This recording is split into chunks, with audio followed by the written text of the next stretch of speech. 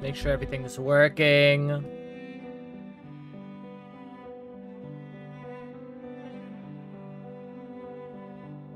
This doesn't... It doesn't have a...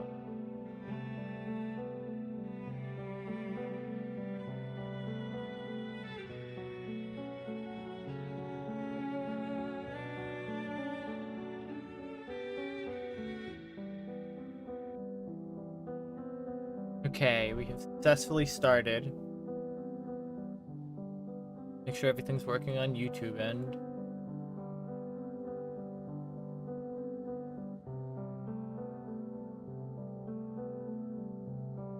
Oh man, that looks awful on the... awful on the shorts end. Is there a way to change that?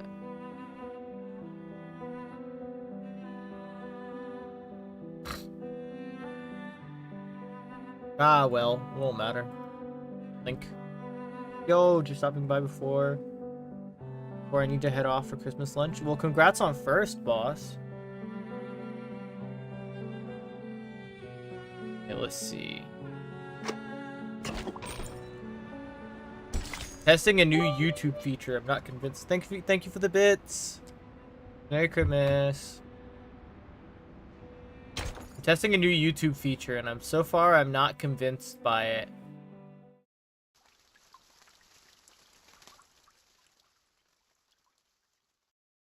Because it's like, oh, okay, I see. Makes sense. Okay. According to these news reports from Ushuaia, there was an arcane attack on the pier about a week ago. All the ships in the port were destroyed. Okay. Could Manus Vindictae be responsible for this? Or perhaps the Xeno rebels? One or the other is probably the reasoning. Hard to say. But things have been suspiciously quiet these past few days. Mm-hmm. I had been hoping we'd find some clues here in Ushuaia, after we lost track of the Manus, in the Free Breeze shipwreck. They would have gone to ground somewhere remote and off the radar. Indeed, it's possible they've already left Ushuaia. Possible. For whatever reason, it seems they haven't been pushing for the storm to happen quite as eagerly as before. I have a strange feeling about it all. They're definitely up to something. They need something to happen in this specific time period, then, probably. For now, it seems our new friend's story lines up with the intel from Moth. It seems the Xeno rebels really did bring Dr. Dorez here. We should see if there's anything more she can tell us. We just abducted a person? Timekeeper. The chief assistant hesitates. The Foundation doesn't have any intelligence on Tierra del Fuego. If the Manus really are here, Not good. then we'll be on our own. The closest Foundation branch is in Buenos Aires, 3,200 kilometers away. Damn, I don't know who this VA is, but they got the pronunciations, like, pretty well.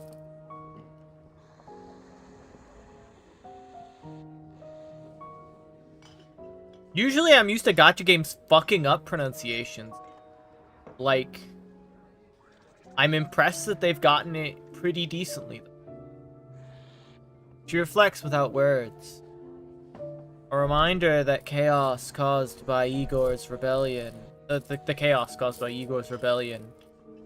Still fresh. Careful and well considered as ever, Soneto. It's possible they've already Good to have infiltrated Soneto Ushuaia, back.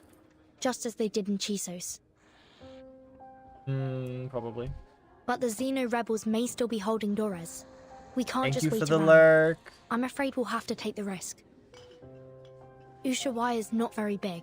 If Manus Vindictae is here, we'll notice. Stay sharp. Real. Understood, Timekeeper. I'll keep an eye out for them and for Dr. Dorez.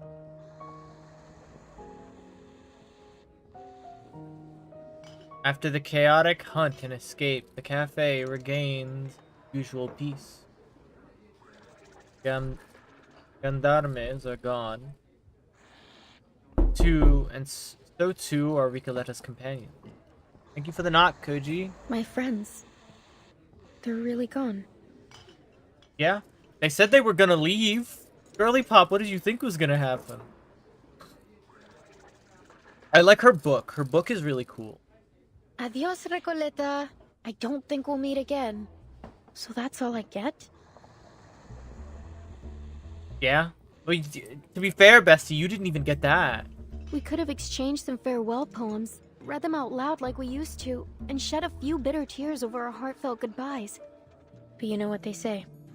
Goodbyes are only a senseless feast of unhappiness. I love her. She's so fucking weird. Pardon? Even Burton's like, girl, what are you on about? Oh, it's nothing. Never mind. Please, sit down. And could we get a pot of mate with mint, please? Okay. Thank you. Violetta watches with interest as the two girls take the offered cups of tea. So you're looking for Doris? I can tell she's important to you from your look. Correct. Is there anything more you could tell us? Playing with about a the day you fidget met spinner, her? I don't know if you guys can hear it. My hope is that it's not picking up on the mic. If it is, please tell me. I will be embarrassed as all fucking hell. Of course. It was one of those gray, overcast afternoons. I start telling a story. Oh no. I had just turned onto Calle Bolivar when I ran into this blind woman on my way to the post office. To be exact, I didn't run into her. She called to me. It felt like a sacred moment in time. Like something unworldly. I just stood there, frozen, as she walked up and fixed a loose thread on my sweater. I stared at her until my fingers went numb, and the letter almost slipped out of my hand. Miss, could you tell me what's in that direction? That's Doris. I followed her hand as she pointed forward. Strangely, even though I could see she was blind, I had a feeling that she knew exactly where she was pointing and where she intended to go. That's the way to Comala prison, Senora. Is that where you're headed? I could walk you there if you'd like. Thank you, miss. But I think I found my way. She held a typewriter. How ironic that God would give her, at once, both books and night. I am Recoleta. What may I call you, miss? I hope you don't mind me asking, Senora. I didn't mean to pry. It's only that I have to know. You're a writer too, aren't you? I've been working on a novel and, for some reason, I have this feeling you could be a character in it. Forgive me. I'm just so excited. I really want to remember this moment. Please, may I have your name? Or whatever you'd like me to call you? I can't unhear the fact that she sounds like Dora the Explorer. I need to rewatch a clip of Dora the Explorer just to make sure that I'm not fucking talking out my ass. But she sounds like fucking Dora the Explorer in my head, and I don't know why.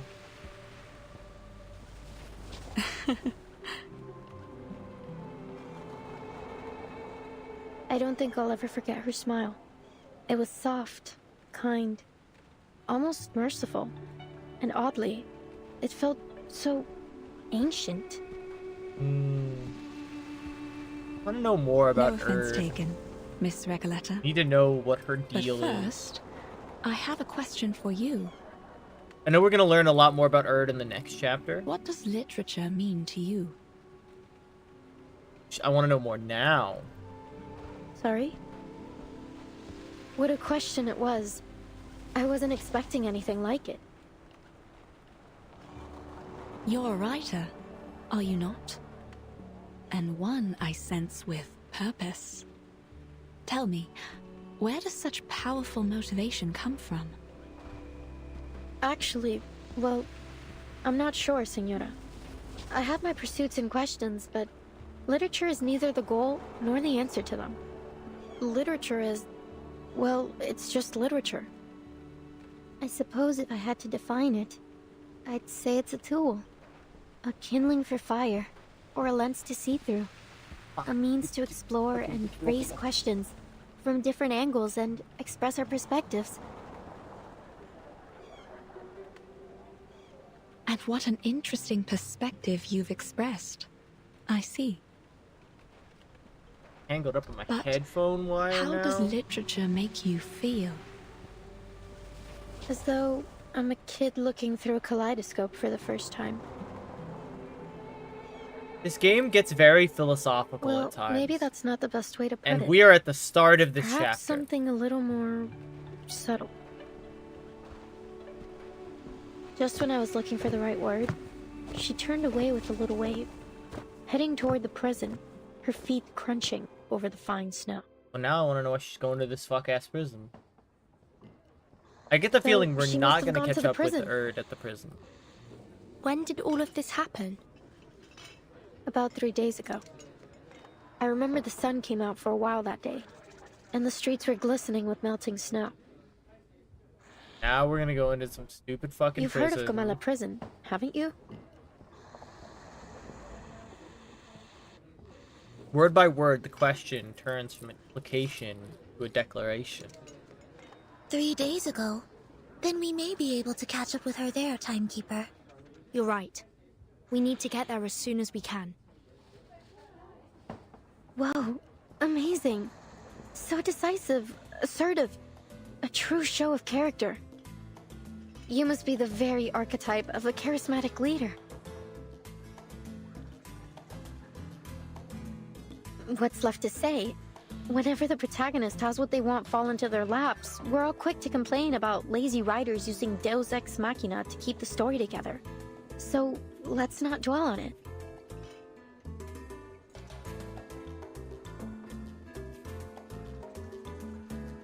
But anything can happen in a place like Ushuaia.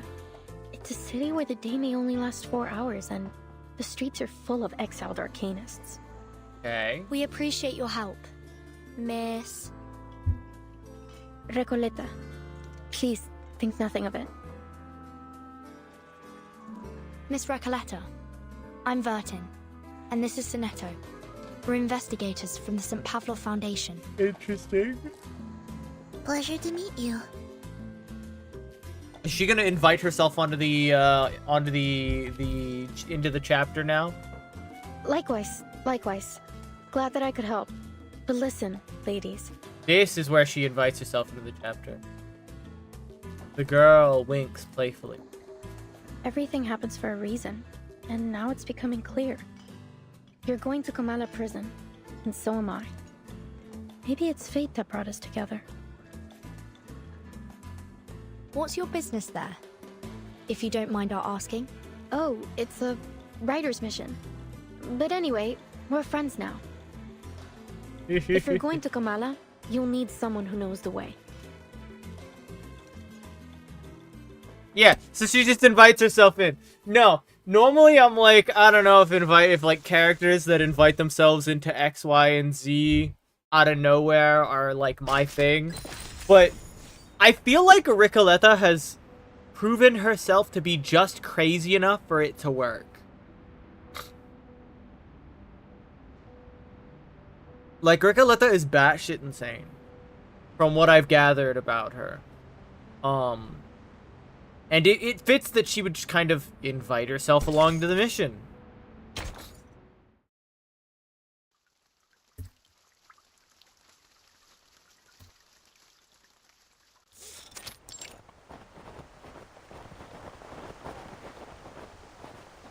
The gray riverbed wind winds through the frostbitten earth, disappearing into the distant horizon. A neat yet dilapidated circular complex stands alone beneath the snow-capped mountain, as if abandoned by God, humanity, and ghosts alike. Outside the fence, 3 uninvited guests discuss their plan to get inside. Behold, Kamala Prison. It's the biggest building around. When the sun comes out, it looks like a rusty button stitched into the earth. Everyone tries not to pay attention to it, but it's undoubtedly one of the most important places in town. Okay. This way. Careful. We're heading uphill. Oops! not an athlete, the young rider begins to slip again. She's prevented only by Sonetto's quick reflexes. Thanks. So, my new friends, you're from that St. Palominos? St. Palominos.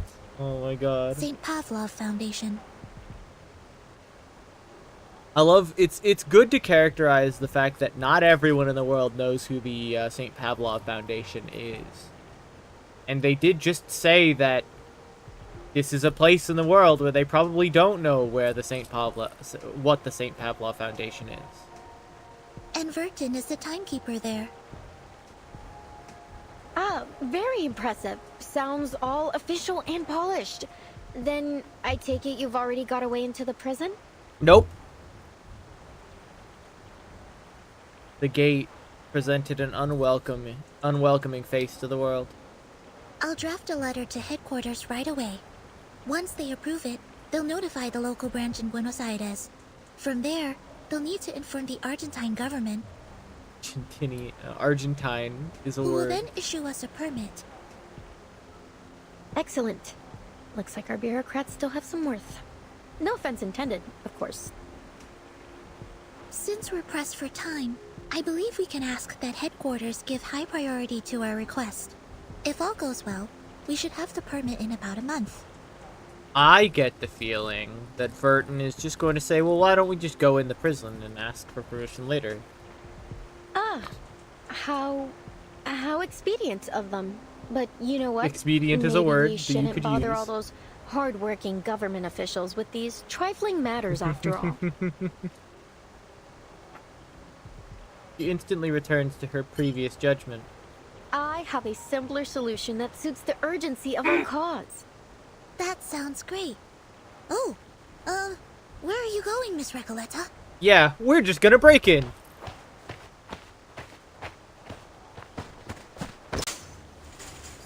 Before anyone can stop her, the young rider hurls herself up the wall, scaling the side with some sort of skill that immediately suggests she's done this before.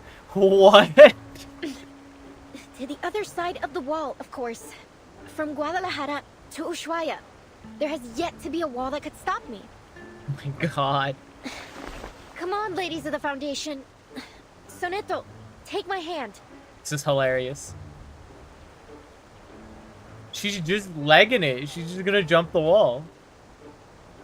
Sonetto looks utterly flustered. Miss Recoleta, please. A reckless act like that could have serious consequences. Please come back down. I know. I'm here for it. That's hilarious. In fact, while the details of our mission are classified, I should warn you it may be dangerous, and we cannot guarantee your safety once we're inside. Perhaps it's in your best interest to return to town. What? That is definitely not in my best interest. What sort of pusillanimous coward would I be if I just abandoned my fated companions here? Of course I'm going in with you. Or rather, you're coming with me. Please get down, Miss Recoleta. Someone's coming our way. From the other side of the prison fence, a predator's gaze locks onto the figure perched on the wall. Stop right there. What do you think you're doing? Caramba, it's her again. The jailer of Comala. Did she say jailer or jaguar? Jailer. You think jailer or jaguar is hilarious? Well, obviously we're gonna win because it's just some fuck-ass human.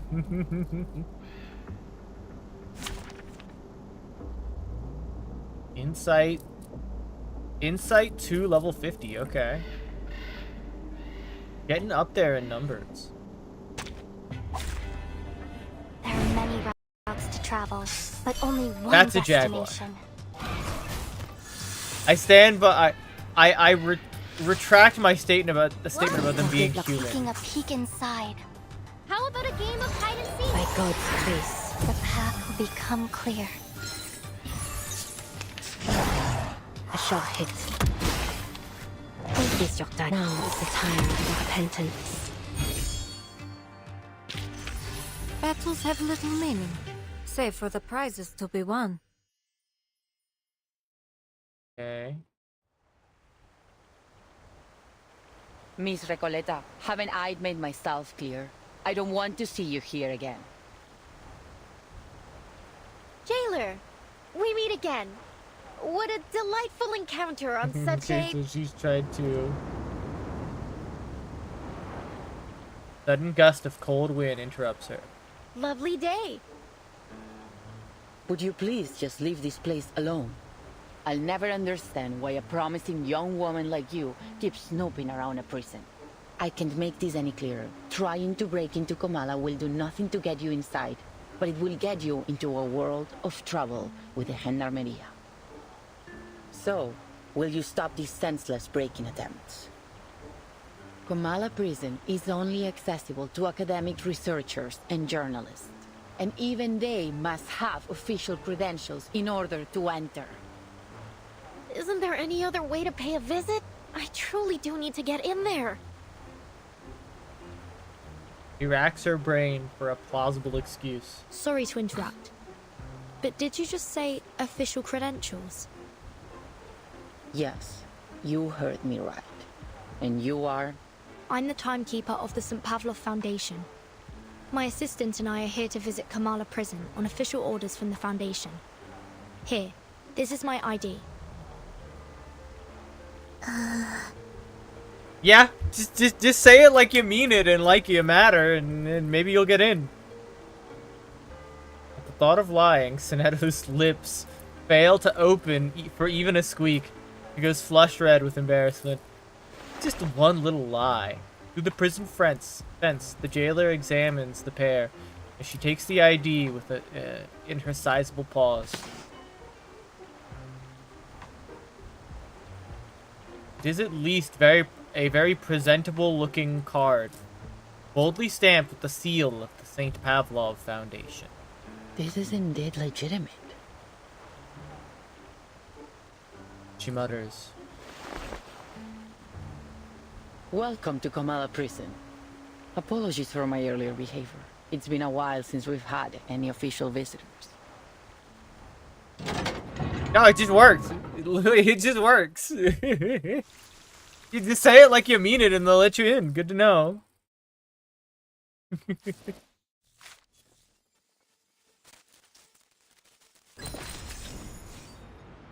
From all those collars. For a drifter, a stay behind an iron-barred window can feel just like another stretch of desert. Working on a third S-tier team in Reverse 1999. Yo. Balling out, Koji. I see. Día tras día, la investigadora de paracausalidad se escondía en la naturaleza fuera del pueblo de Amalfitano, estudiando los datos que había recolectado. Una tarde, al anochecer, una voz llamó desde fuera de su cueva. Ella dejó el equipo y las cintas y salió afuera. I do Un like... hombre estaba de pie, curioso, frente a su puerta. I do like that this game ¿Qué has haces aquí? clear respect Preguntó, for the levantando ambas languages cejas. that it Nada sucede en that Amalfitano the en estos characters días. El would local se speak presentó como el based on the empleado region del that they're banco. from. Probablemente tenía la cara Like más they amable del lugar. actually include Ojos the characters brillantes, speaking said mejillas languages. levantadas, I also una learned mandíbula suave. that this game, Era una cara despite llena being de esperanza. behind the CN version by a couple of La months, investigadora le mostró does los actually espectros que había have estado like a recopilando. proper He estado what's the word? recolectando historias sobre el dado, explicó. Quizás that's a ellos proper contienen la dub. clave para explicar like la the aleatoriedad que dub muestra el that we're destino. hearing right now is made Eso with realmente me intriga, respondió is made rápidamente el alongside empleado the del banco. CN dub. Me encantaría escuchar todo sobre eso, Apparently. pero debo irme. Stop talking in a No British debo accent. llegar Well, tarde al you funeral haven't del even pescador heard de me dunas. speak in Y con a eso se fue. British adjacent accent. 3 días The después, AC team and los Blood mismos Tides pasos so far. regresaron a su cueva. Nice. AC Assassin's Creed. Okay. got it. ¿Volviste? ¿Cómo has Yet. estado? Okay. ¿Lograste I see llegar how al it funeral? is. Preguntó. Merry No tengo Christmas, idea de lo Koji. que estás hablando, respondió de manera cortante. No soy el hombre que crees que soy. Su rostro estaba agotado, y demacrado. Sus ojos hundidos profundamente I love en hearing, huecos like, vacíos. Era I think como this si is the toda only chispa gacha de game vida where you will hubiera sido hear arrancada, like dejándolo solo con half una of a cáscara node vacía. spoken entirely in Spanish.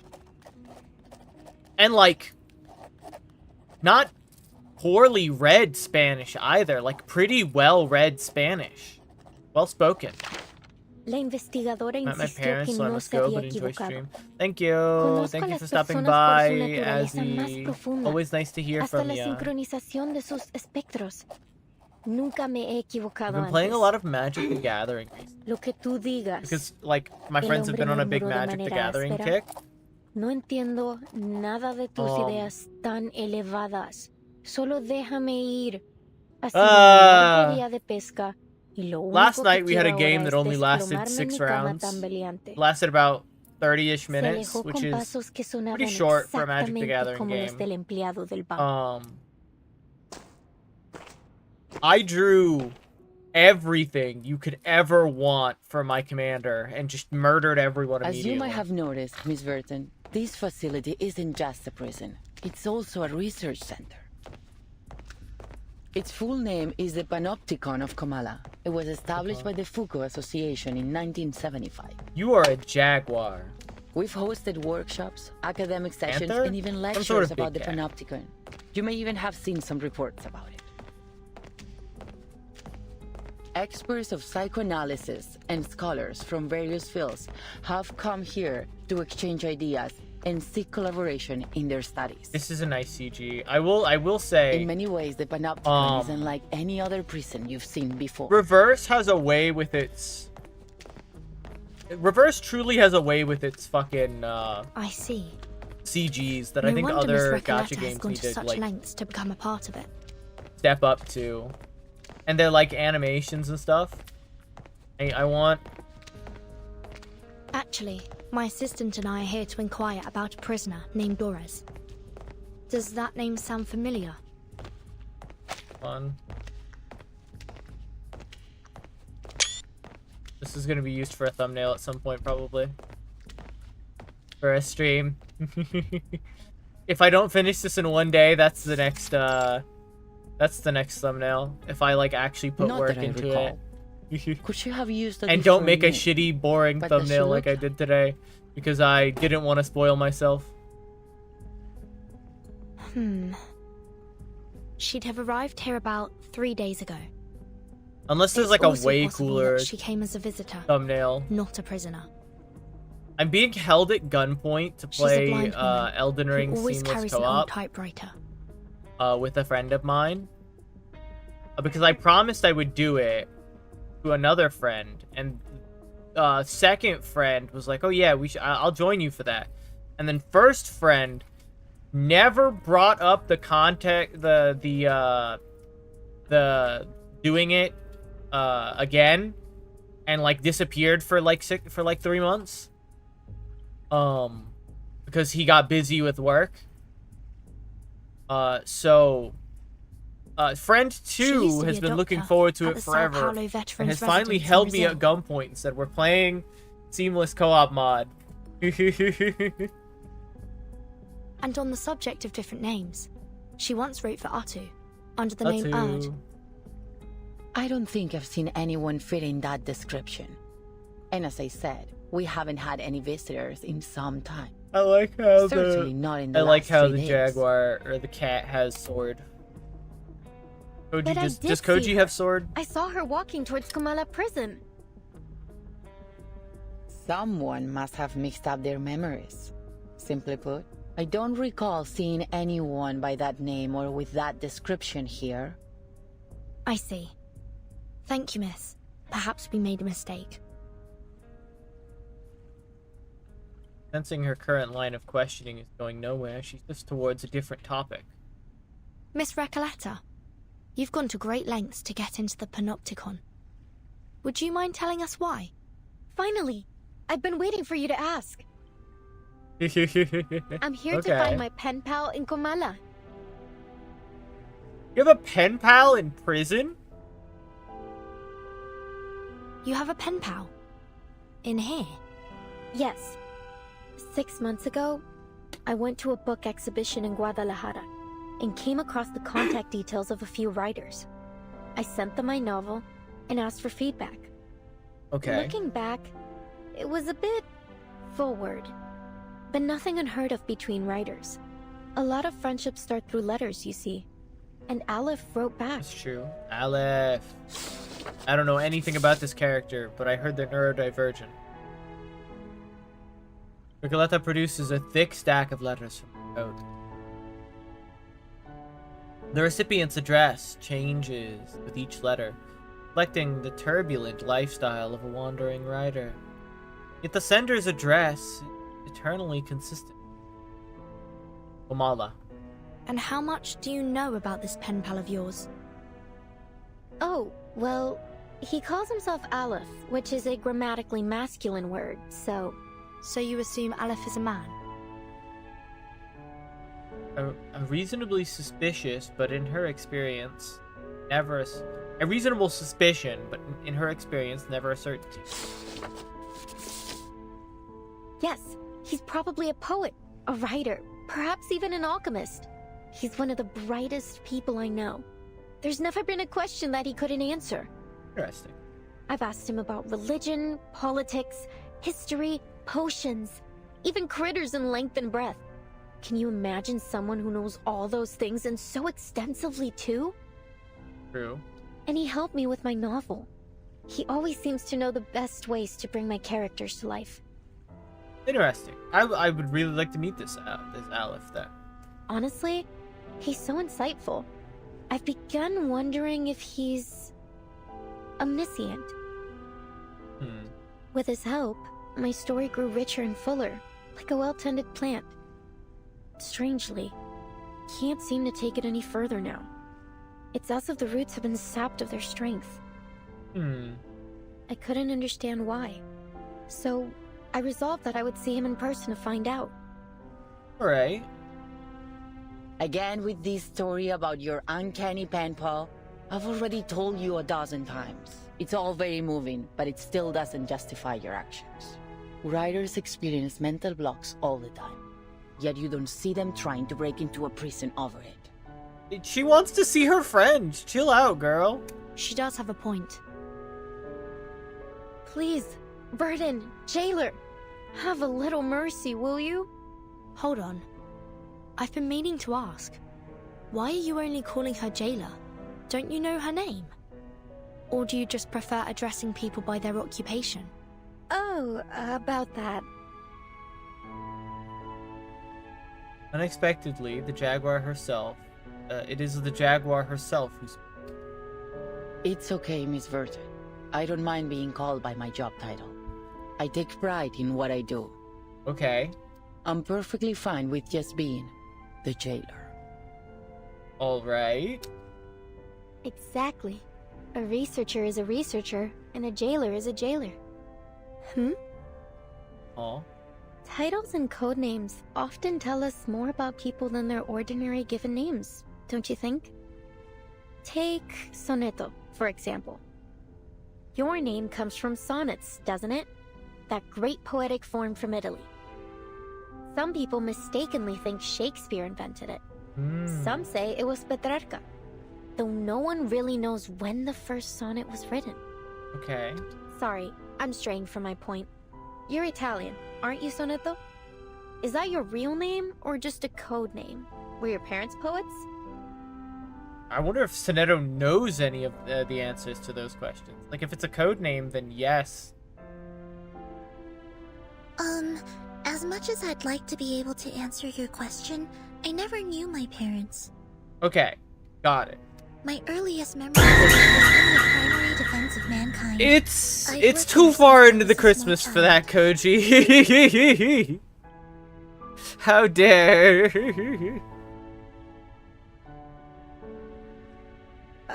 My apologies. That was thoughtless of me. I wish sound alerts didn't play in chat. It's fine. You meant no ill intent, I'm sure. Would you trying to jump scare me? Timekeeper, if Miss Recoleta was right about Dr. Doris's whereabouts, Perhaps the jailer is keeping things from us.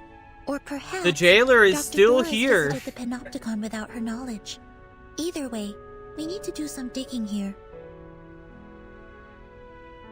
You know what? It's not too late in the season 4. Bird up! I Fair. agree. Let's see if we can talk to some of the inmates and find out what they know. Let's see. Talk to the inmate as they chat corridors. Come on. Oh, Ladies, we're about to enter the main hall of the Panopticon. look at a panopticon. I need to see what this panopticon looks like. This is one of the places where the inmates spend their recreation time. At this hour, they are supposed to be in their cells. But what's all that noise? Okay. The jailer seems to be tense. With the apparent unusual amount of...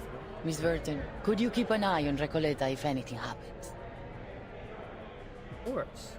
Recoleta tries her best to avoid the hard stare of the feline jailer by blending into the Foundation. Certainly. What do you take me for? I'm not going to run away. That'd be a pretty cheesy way to start a story. I love her. just I stay love close her to me. already. I'm not gonna lie. How was your day, Mr. Spice Boy? Spice Boy? That's a new one. I've never heard that before. And it's doing pretty good. I took my mother to get ice cream because she wanted some. Went to Baskin Robbins. I had peppermint and pistachio. Recommendation: don't get the fucking Baskin Robbins pistachio ice cream. When they say that there's almonds in it, they mean that they put like 5 gajillion whole ass almonds in that goddamn ice cream.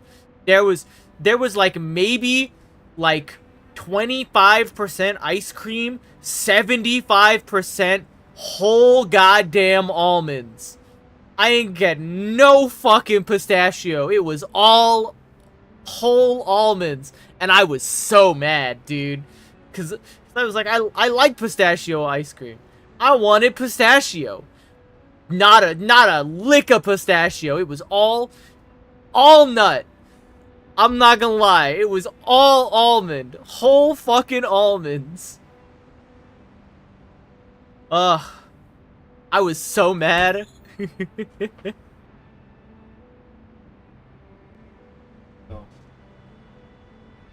Ugh. What we got for the... That's... I've not seen this symbol before. Enter the darkness.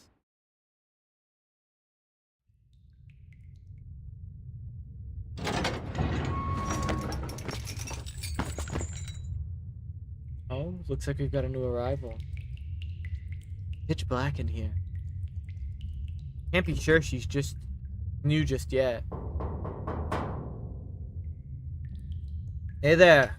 Welcome to la Sociedad de Poetas de las Americas. Maybe she's one of those who broke out and came back of her own accord. Keeping quiet, huh? I get it. This must be a sacred moment for you. A return to the darkness.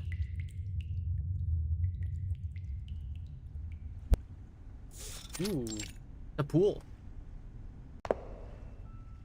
La Sociedad de Poetas de las Americas. The texture she felt. No pistachios from our homies. The oppression of the streamer can't be accepted. Dude, I was so mad. I paid like $7 for that goddamn ice cream, and it didn't have no pistachios in it. Or it ain't have no ice cream. It was like there was so many fucking almonds. It's like I got the tiniest amount of ice creams and like a whole goddamn bag of pistachio or fucking almonds, dude.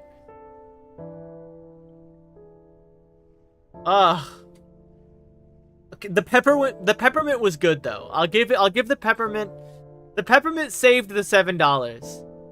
Because, it was just peppermint ice cream, right? So it was like... And they had, like, little chunks of, like, soft peppermint in it. So that was good. I enjoyed that half of the ice cream. I'll need to, like, go to, like, a place that sells, like, actual pistachio ice cream and grab that. Because apparently Baskin-Robbins fucking pistachio ice cream is awful. Who fucking knew, right? And you can't find pistachio ice cream at the Walmarts that I go to. So I gotta go to I gotta, like, fish for pistachio ice cream, dude. I gotta cast a line out for goddamn pistachio ice cream. What world am I living in where I need to cast out feelers for where I can buy pistachio ice cream? And not have whole chunks of almond in it.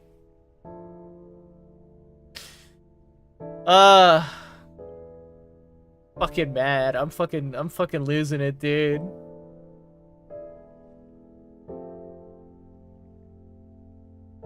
Ugh. The textures she felt on her way here do not match the world she just heard. Guided by her keen hearing, she pauses mid-step in what seems to be a reasonably open space. The room falls into silence, like the longest minute in human history. You still there? A faint cough, heave of a sigh in the darkness. Pardon me, we met before. My first time in this prison, as far as I can recall. Your PFP is cute. What a strange thing to say, prison. When was the last time we heard someone say that? Back when the narrator was published? Wait, you aren't some ancient ghost here in pursuit of realism, are you? There's a theatrical flair in her. Okay, you're kind of cute too. Rusty gates, pitch black cells, prison, bars for exchanging letters, a peaceful and secluded place. Sociedad de Poetas. And no, we don't know.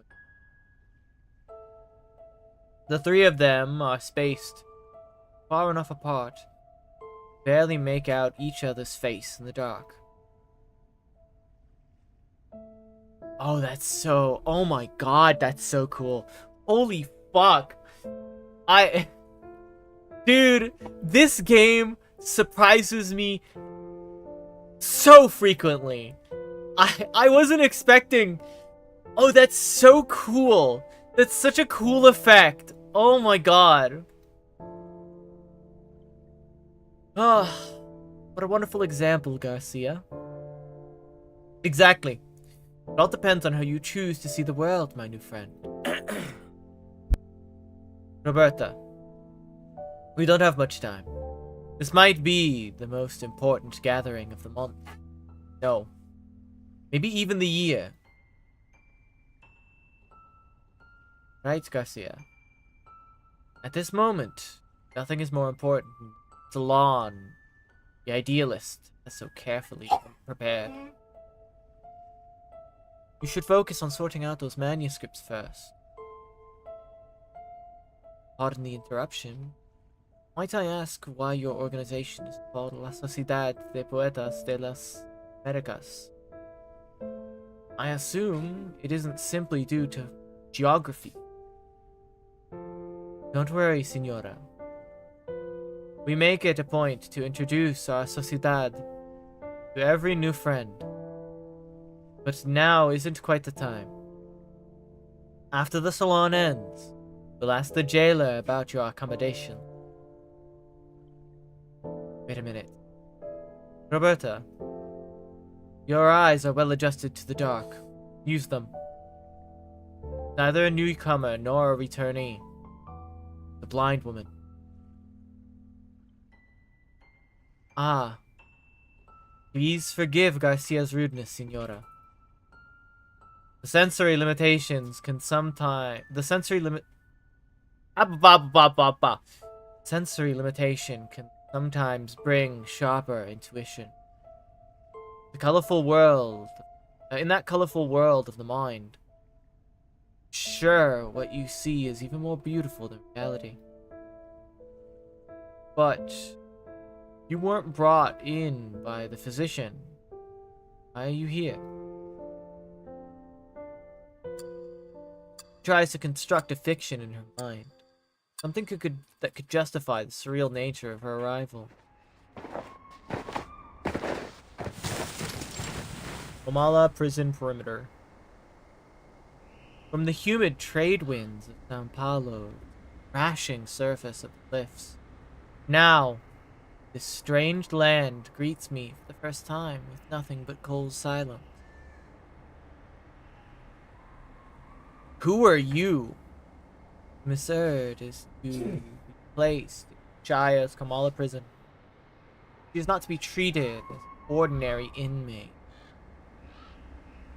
In the words of the preacher, you are our honored guest, Miss Erd. I've come to learn the name of this land, Ushaya, from the young lady's retelling. It lies at the southernmost tip of the vast continent of South America. As we walked, I could feel her gaze upon me. Steady, never intrusive. I could tell she meant me no harm. I've informed the administrator of Kamala Prison of your identity. Special circumstance. He will ensure your safety. Good luck. Farewell. I sense I've been brought to a place most unusual. A building with quite peculiarity in Oh no, I was right the first time. It is a quiet peculiarity. Okay. Two attendants followed close behind me. Some form of liquid dripping from their faces. I suppose I must claim a little freedom for myself in this. I thought the darkness was a blessing. It wasn't too difficult to shake them off. I'm sorry for your undue trouble, my diligent friend.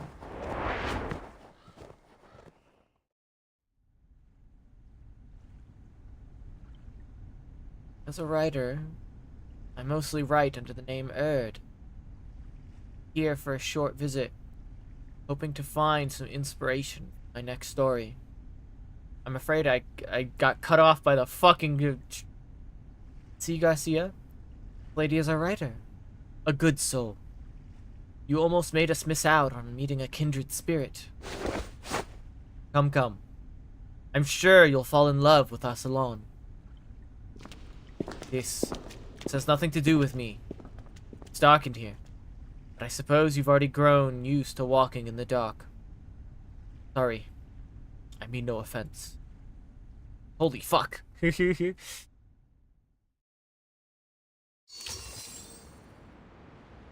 Latin American fable.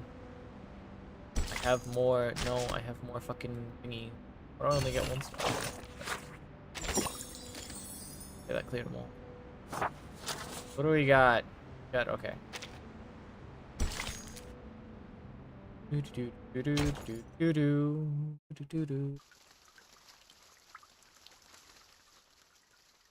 This has been very interesting thus far. You rarely see gacha games. What was the last gacha game that had like Latin American I didn't expect themes any in of it? this Was from it what we saw outside. like FGO was the last one that had Latin American themes in it? It's very rare to see gacha games kind of like slither into the realm of Latin American themes, and legends, and stuff. It's very interesting to see. But fucking Reverse has a way of just kind of like sliding and molding into the themes of a place very well. You can tell the writers like care a great deal about the subjects that they're writing about. The molded yet pristine walls, the still waters, the silent white tower standing within the labyrinth. Nearby, several prisoners form a circle, some standing, some sitting, engaged in conversation. Oh, excuse me for a moment. I have duties that I must attend to. Hey, give me 5 seconds. I'm gonna grab something real quick.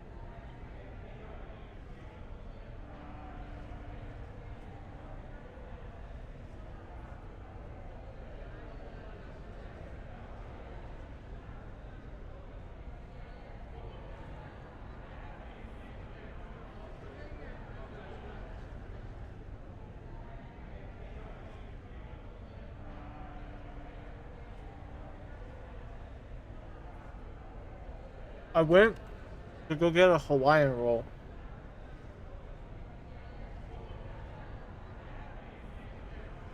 But I'm back now.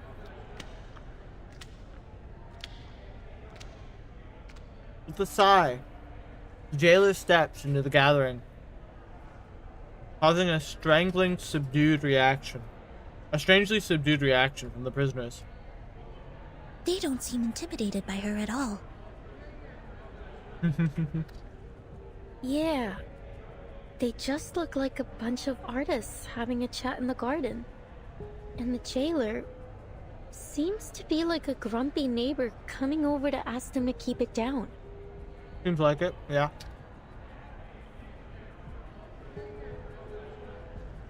The grumpy neighbor continues her chastising. Everyone, you know the rules. There are to be no after-hours gatherings here without the physician's approval. Hmm. You sound softer and softer each time you come to warn us. Why not just join us? Isn't it better than circling around the Panopticon all day? Got a point. And look around you. We're in the Hall of New Encounters. What better place to host a salon? You're missing out in Comala if you don't even get a taste of our literature. Exactly. Even those oil-dripping musicians drop by from time to time. Not that they're the kind to care about the beauty of words. Oil-dripping musicians? Timekeeper, could they mean... Yeah, that's what it sounds like.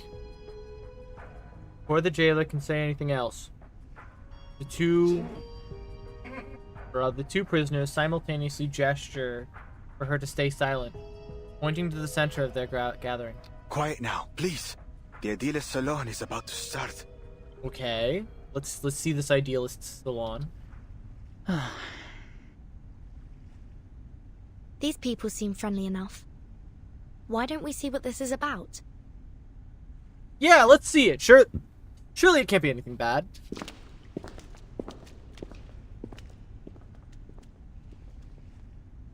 Oh no, a CG started. En desiertos, en estrellas, dentro de laberintos. En aguas, en espejos, dentro de reflejos. Soñamos sobre la almohada de paja de la muerte. Aquí estamos, rendiendo homenaje a los fantasmas. Alright, this is cool. I'm liking this so far. Para rendirlo todo otra vez. Para rendirlo todo otra vez. I'm here for it. My dear friends, we face a difficult truth. The movement of visceral realism still I don't know, stumbles in man. the dark. Good question. They tried to put me Our in pasta the poems, other day. our language, our minds are tangled by a stifling vine. A mundane, stale vision shared among all bourgeoisie. We follow this vision blindly, clinging to the comfort brought by logic and conventional wisdom. And by it, we nip every branch of new art in the bud. Poems are perhaps too fragile an outgrowth to develop one's life upon. But here, we may light them like candles at our funerals. It's really cool. Let poetry become the bridge between us and the world. Okay.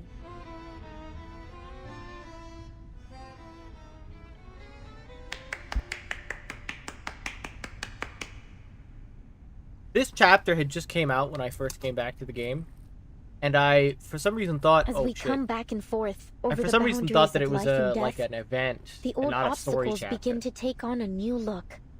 With the eyes of poets, we may see behind them. You're a visceral realist. I can't be mistaken. You must be. The idealist's eyes pierce through the grove of literary enthusiasts, reaching a distant, drifting new world. A lonely cowboy. Dude, you look awesome! Wait. Does he have poetry clipped onto his bandaged face and, like, on his, like, fucking suit and shit?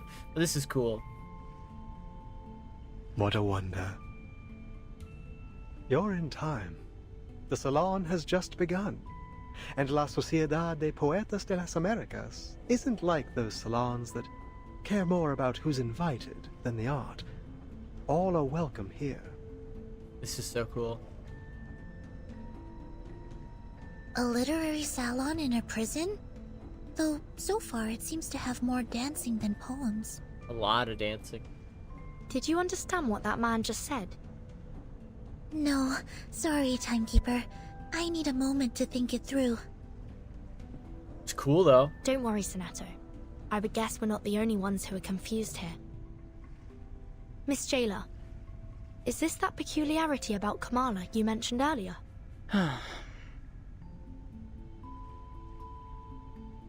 Enough, Idealist. You're still an inmate here, and you are walking a very fine line right now. Oh, I'm quite aware of where I am and what lines I tread. Okay, his VA was really fucking given when he did this voiceover, not gonna lie. This is a prison. The safest place for poets in this part of the continent.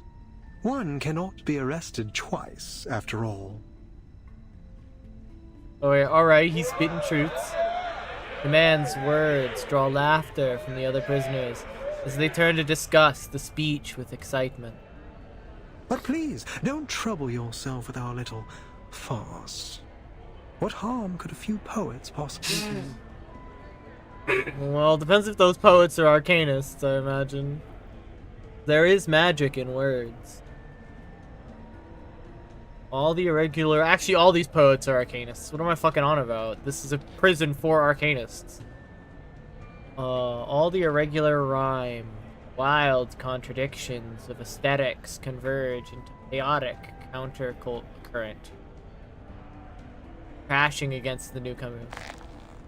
Ricoletta clenches her fists in shock, certain that the man before her is her mysterious pen pal. Senor Idealist, might I ask you something? Hold on, Recoleta. All forms of communication with the inmates must conform to our regulations. We will need to record the conversation and submit it to higher authorities for review. Okay. I have some questions for the gentleman as well, but we're more than willing to follow the rules. Okay. I think the person I'm looking for might have attended this literary salon, or at least talked to some of its members. I'd wager she's spoken to that gentleman. That is, if she has been here at all. Likely. I see. Go ahead then. Just watch the time.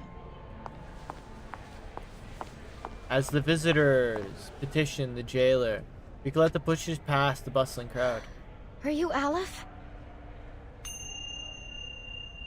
The noisy atmosphere plunges into silence, just like the still waters nearby. The idealist is evidently taken aback by the name. Oh, another visitor looking for Aleph. Yeah. So you know him? Naturally, but I'm not obliged to speak of him to one who does not, stranger. The salon's host is non-committal, turning towards Ricoletta's companion. And you, young lady in the hat, are you here for Aleph as well? What a lively day this is. No, I'm looking for a blind woman. Her name is Doris. Ah, yes, I remember. Her writing was impeccable, like an exquisite crocodile skin handbag in a shop window. Elegant, yet condescending. Okay. Do you know where she is now? I'm not able to keep track of every inmate here, miss. Perhaps you should ask those who have seen everything from above. I like the way that he's I Through like the the way that glass, he's talking. where the scrutinizing eyes of power look down on us. Speak your truth, Eyes? King.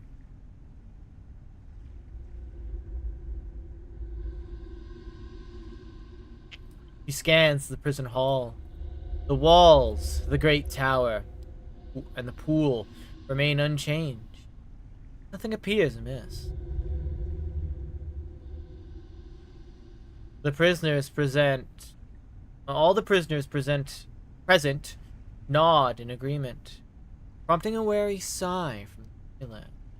Have you taken your medicine today, idealist? I'm feeling marvelous. Today I require no help from them. I've warned you.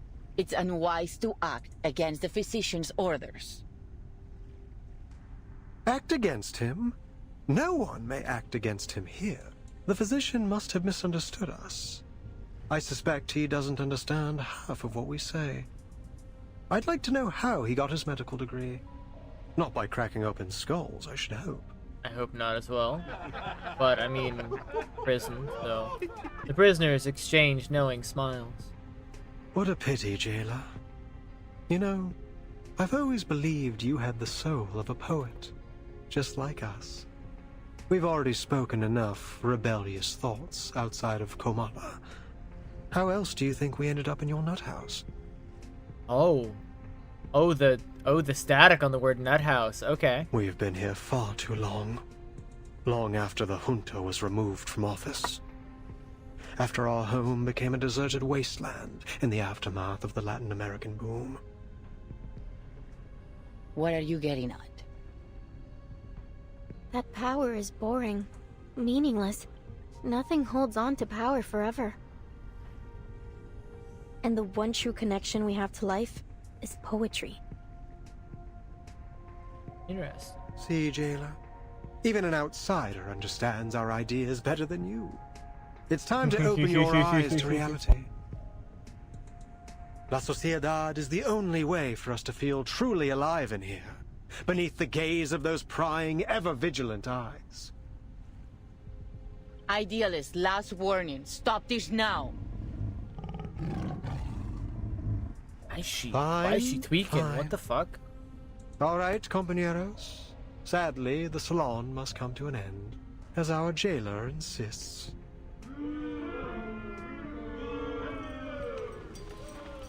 Dear friends, I do not mean to abuse the power of suspense. I sincerely invite you to come with me to the heart of La Sociedad de Poetas de las Americas. The answer is simple use. The pocket catnip. True, true. Oh! Gao! Thank you for the redeem. Perhaps you'll find the person you look for there. Perhaps. The man strikes a gesture, somehow equally comedic and solemn. We'd love to. Only if that's okay with you, Miss Jailer. I suppose that's all right. You're already here. We can call it part of your tour, but please, ladies, take none of their rambling seriously. Thank you, jailer. Please, follow me. Well...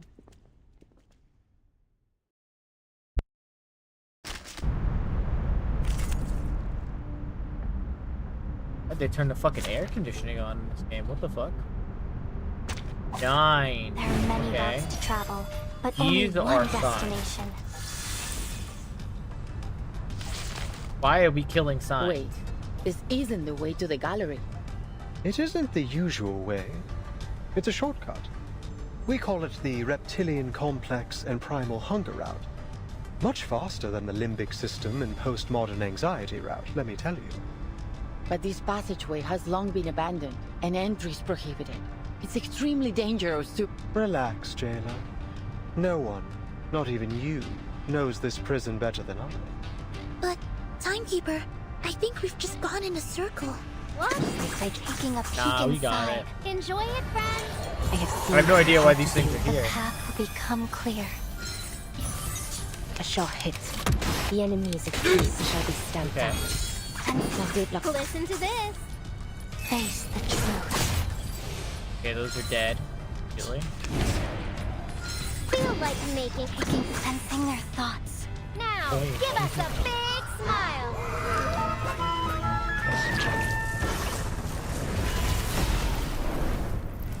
Though it may come with pain.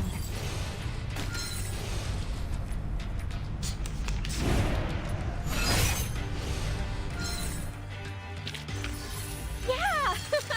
Vampires don't just thirst for blood. We crave victory, too. Here's 3 smiles. Thank you, thank you.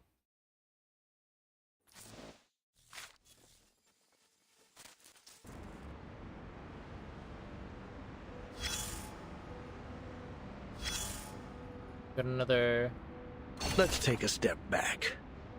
Pull you out of that whirlwind of passion and dreams.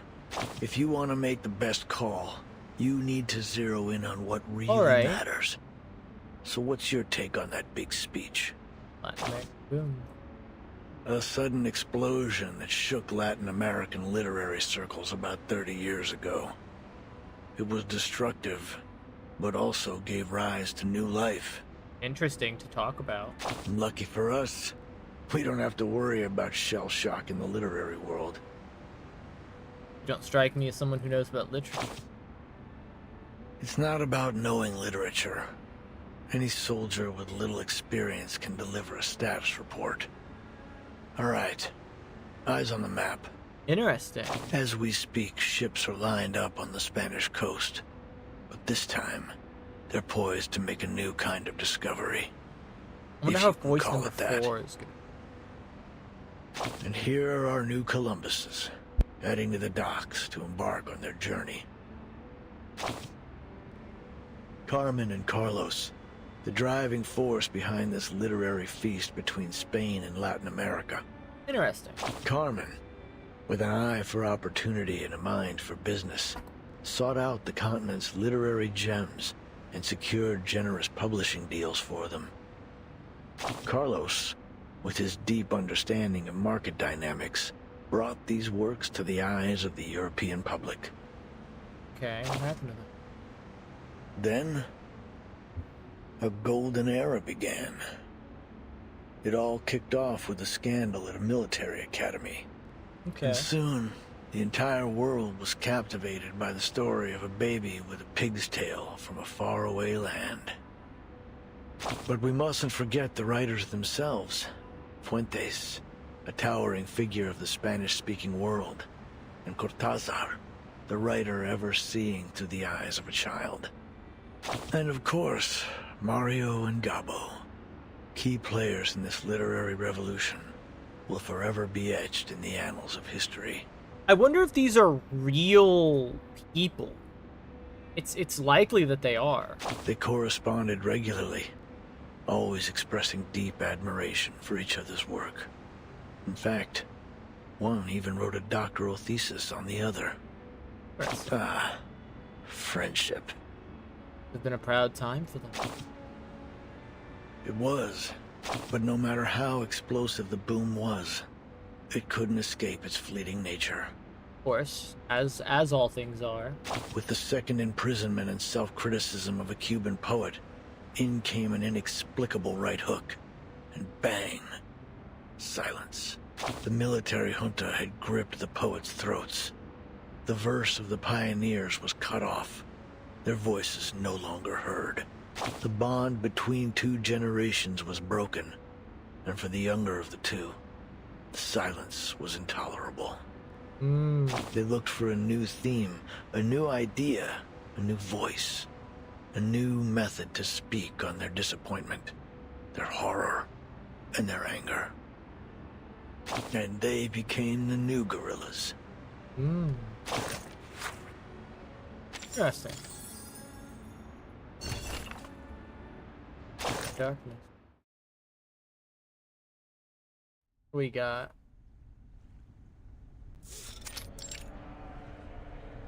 all of New Encounter. I read an article once that you Chileans don't like Baroque literature. Something about it being too noisy. You sure are a quiet bunch. That's so. You are Argentinians love it, right? If you're any metric to go by, I'd say you're all loud and obnoxious. Just because the idealist isn't here, you think you can turn the salon into a debate hall. Who started it? Enough.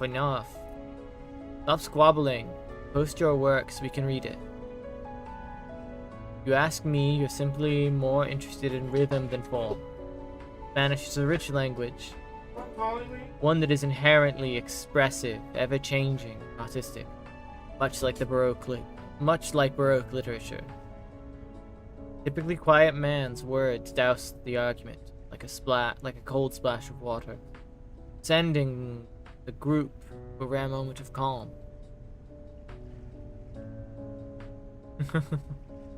All jokes aside, I do miss them. Ever since those mad members left La Sociedad, we've had far fewer breakthroughs. Stream of conscious writing. I, for one, would gladly discuss the aesthetic value of stream of consciousness composition. As the new topic surfaces, the inmates' voices begin to rise once again. It was a most unusually literary salon, full of emotionally charged statements and biased opinion. But I didn't mind. In fact, my feeling was quite the opposite. The inmates give me an incredible feeling. Not one of them saw themselves as a prisoner stripped of their freedom. A group of literature enthusiasts coming together in an abandoned prison, collaborating to build a new nation, an ideal nation. It felt as though it was the result of some kind of pact. In reality, it's clearly a government-run prison. Everyone, Quiet down. I have an announcement.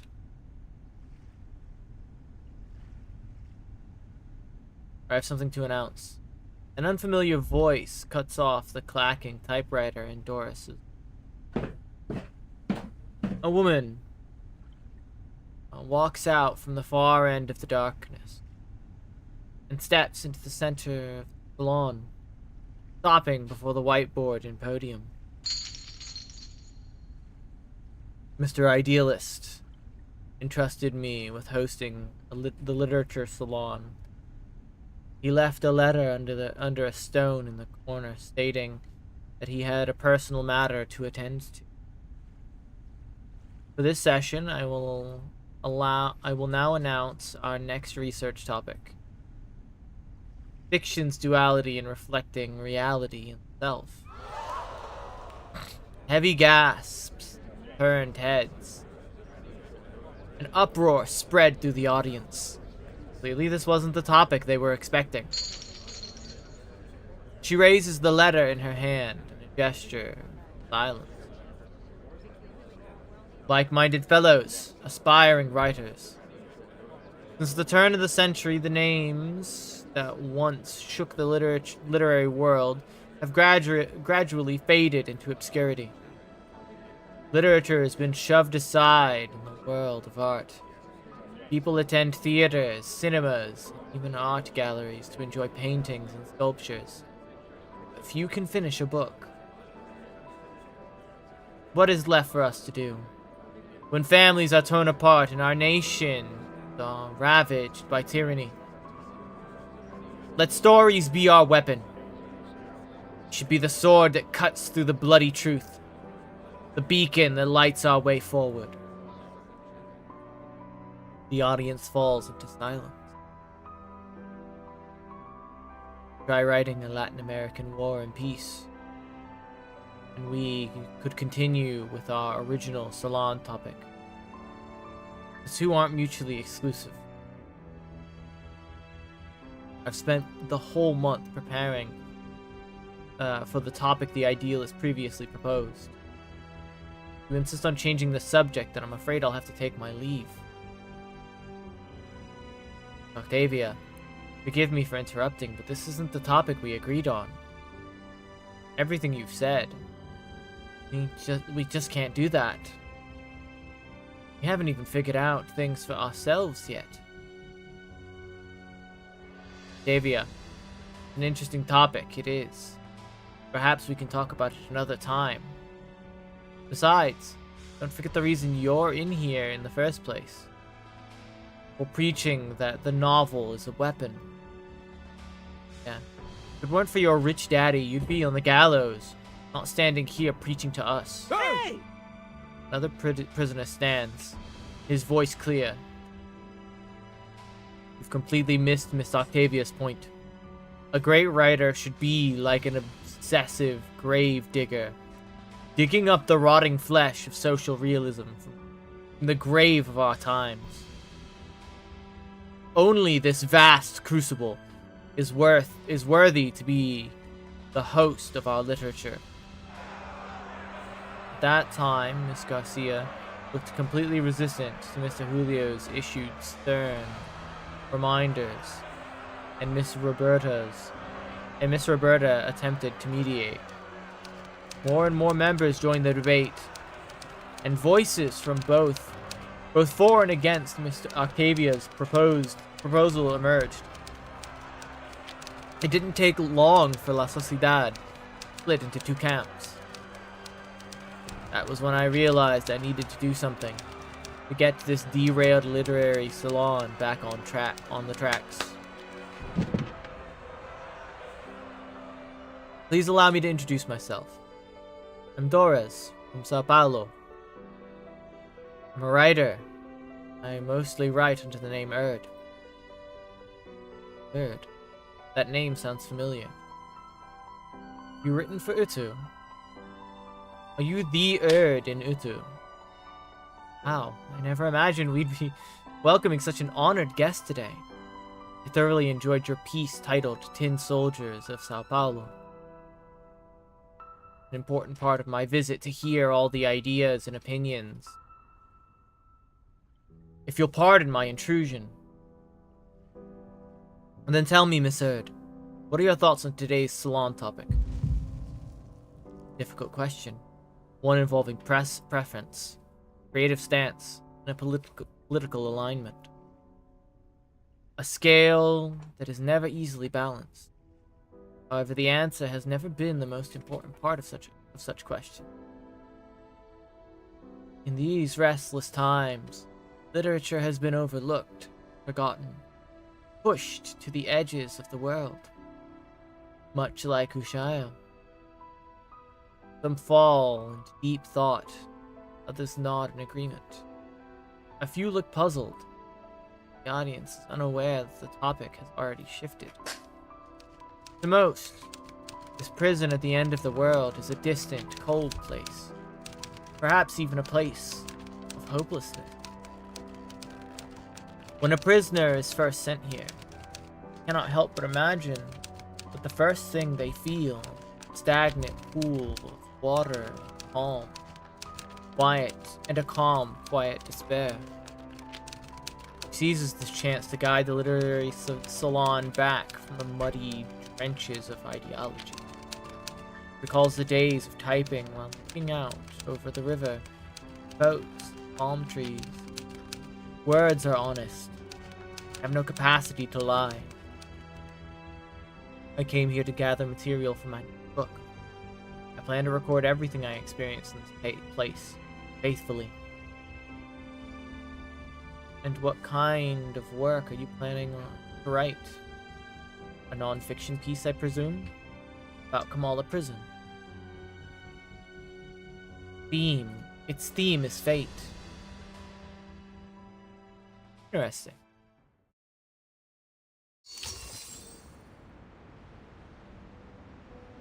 This is gonna be a really long chapter if that was... Where the fuck is the rest of the thing? What? Wait. Oh.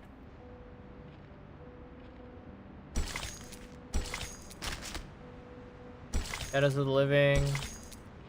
Act. American Fable. I guess it's just not there, or I'll find it later.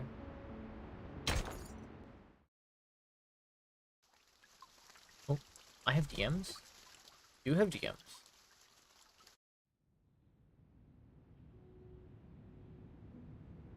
La investigadora se despierta en su cueva en la duna, que le parecía tan vacía como una tumba. Era poco antes del amanecer. Montones de cintas habían ocupado su espacio vital, apilándose una y otra vez. Cada uno de estos carretes giratorios hablaba de historias sobre esa cabaña con techo azul. Bye bye, Hoyle.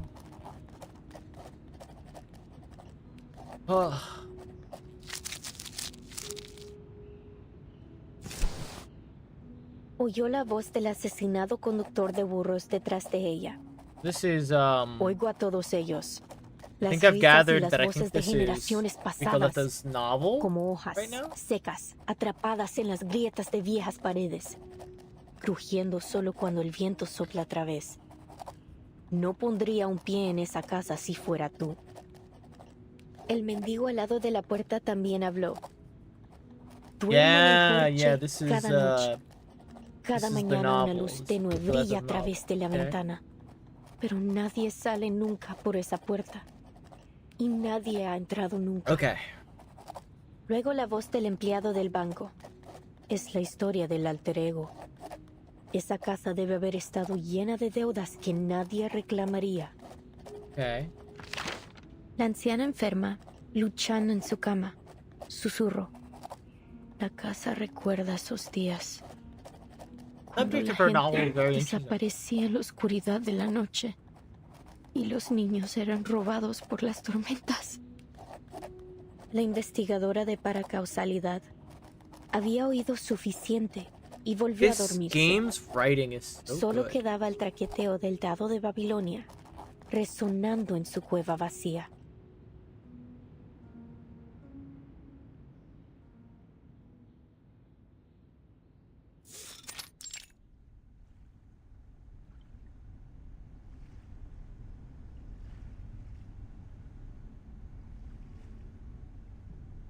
In a deteriorating hull, active hull. In a deteriorating active hull, thousands of floating slips of paper form a blurred, colossal face. Hard to imagine how the prisoners managed to transform this place what it is now. I've always wanted to use the element of fantasy to better establish our theme. And I was right. Now the stage is captivating, the timing is perfect, and the audience is ideally placed. Okay. Only one imperfect element remains in the scene. The creator, who hasn't stepped away from his creation. Okay. No. There's another thing. Garcia, the curator of the exhibition, stands beneath his work, deep in thought, agonizing for every minute imperfection. Fellow poets whisper to one another. Can you even tell any difference between today's setup and yesterday's? Seriously, Roberta? That's a rude question. What the fuck is on your face? Why does it look like... looks like Manus hands. Excuse me? Well, what's the difference then? Well, I can't see one either, but you should never judge art by how much it changes in a day. It's a creative process. We might be standing at the edge of the world, but art has no boundaries. We have to show him our support. This guy labeled La Sociedad Member 1 has a really good voice actor and very detailed art for a background NPC. I really hope this isn't foreshadowing. Easy for you to say. He's been tinkering and tweaking for over 3 months. Holy shit, fair. Even if the idealist himself entrusted him with this exhibition, he can still be wrong sometimes. This gallery is turning into a dump. Estoy viendo fantasmas, todos con las mismas caras, Garcia. Demasiados.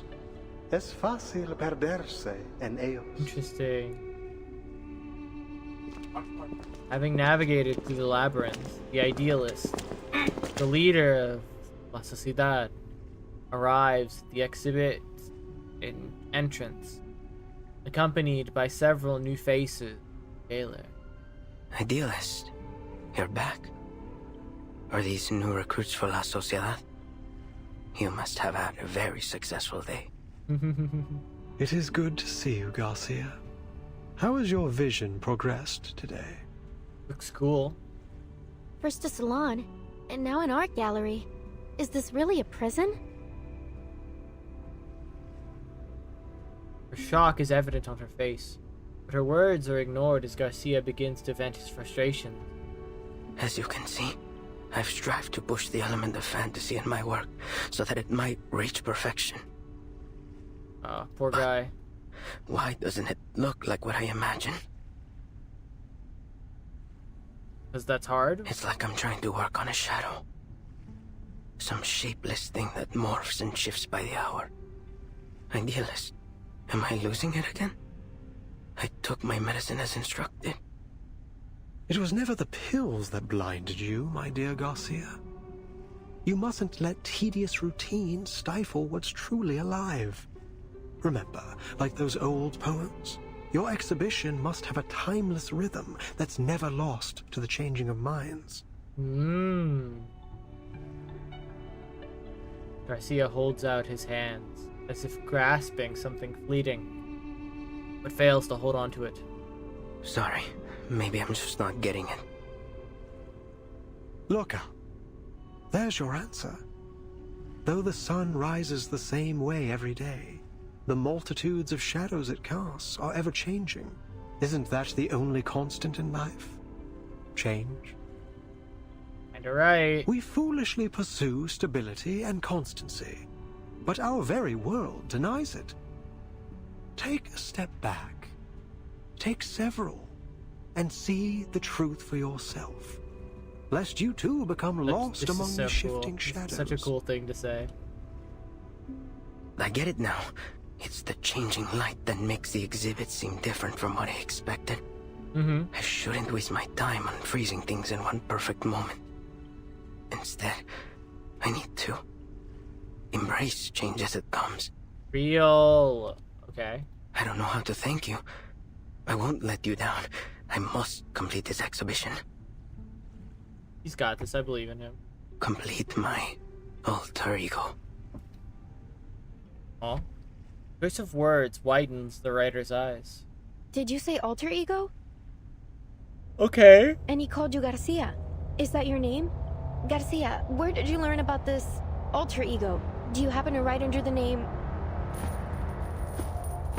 The curator has already returned to work, uninterested or oblivious to his visitors. Please, Recoleta, give our artist some space. Can't you see? He's already returned to his own time and space. He can't hear a thing you say. He's right. Garcia is deep in his own head now. He won't hear a thing until he's done with whatever he has to do. Okay. Even if the floor were to collapse out under us, I think he will be left standing in the air without even noticing. Pardon me then. Takes a step back out of respect. All right, my dear guests. Please forgive my late introduction. Welcome to the Gallery of Bewilderment. Thank you for inviting me here, Mr. Idealist. Foundation's investigators have been carefully observing each prisoner's movements since they arrived. Fortunately, no sign of Miss Torres.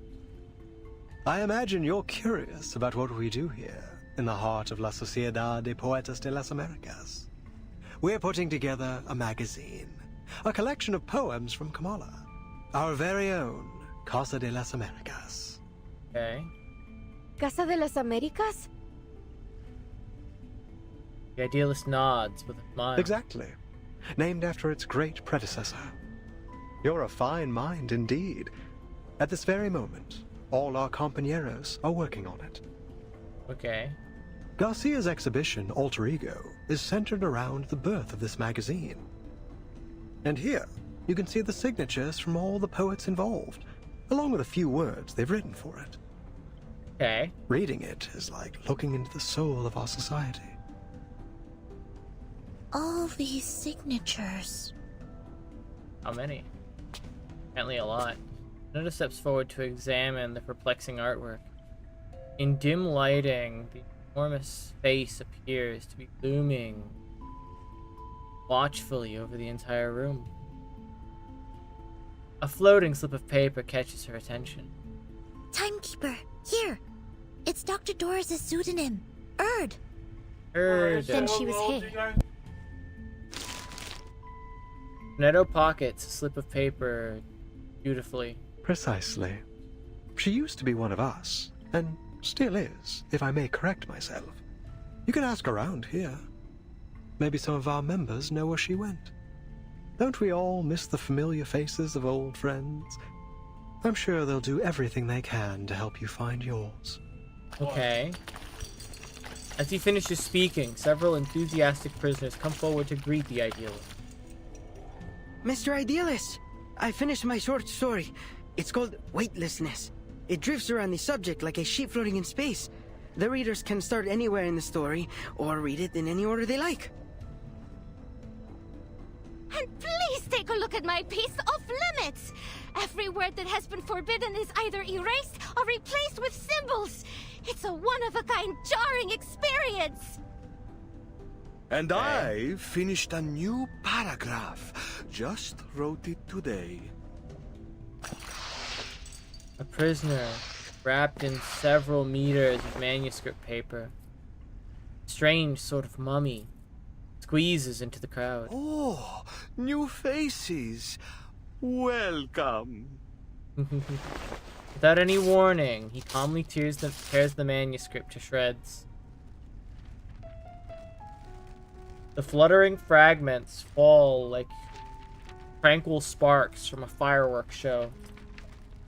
The abrupt welcoming ceremony leaves the newcomers stunned, while the natives share knowing smiles. Idealist, did he just... This is the writer for the prologue of our magazine. The leader of La Sociedad, either misunderstanding or evading the question, responds with enthusiasm. The prologue consists of a 2,000-line poem and an introduction that is written in 86 languages to avoid misinterpretation. It represents every second we spend here. 86 languages. Nice. Naturally, the arrival of new members disrupts its structure, and so we must begin again from scratch. Okay.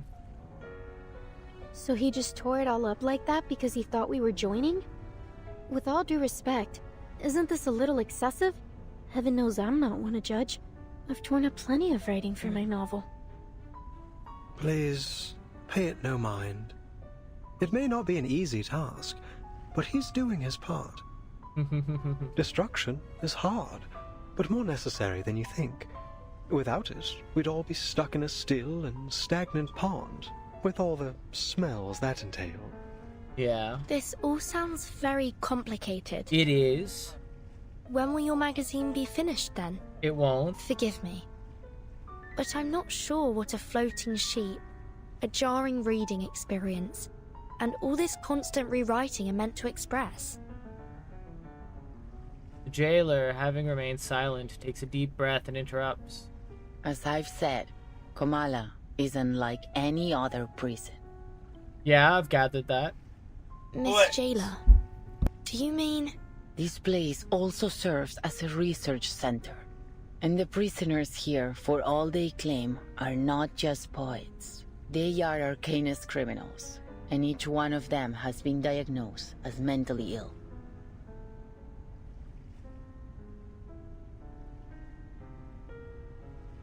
The leader of La Sociedad remains composed, like an island in a rough sea, leaving the onlookers questioning whether he is entirely mad or the sanest of them all. You're quite right, Jailer. But let's not forget that mental illness is merely a deviation from the norm. And who decides the norm? You, the physician, or the ones outside these walls? We've been exiled here by the standards of our time, deprived of our roles in the outside world. So please, as we agreed before, I ask you not to interfere with the affairs of La Sociedad. These people are visitors, not your new recruits. But should we not hear their thoughts first? Dealist turns towards the visitors with an urgent plea. My friends, no one escapes the eye of power. We must resist. Stand with us. Pick up your pen and take poetry as your shield before it is too late. Idealist, I admire your fight, but I came here with a different goal. This is very interesting. I wonder what's going on, what's really going on here. The leader of La Sociedad, caught in his fervor, ignores her words and carries on. We're the last true owners of an old legend, words now only remembered as myth. We must stay on the path of literature until I find that transcendental solution. This is starting to sound more and more like the man in the cave, like the chapter with 37. To invent an idiom that is generic, all-encompassing, okay, yet precise. My poem will be written in this language, leaving no room for doubt or misinterpretation. Okay. How blessed is a man with infallible memory. He holds the finer details of each object within him, more vivid than anyone else. In the end, he'll have all the answers, if time allows him. Okay. A dream-like expression crosses his face. It briefly seems as if he's become an entirely different person, but his visions is soon interrupted. Sweet tongue, sister, howls, hermaphrodite, tango.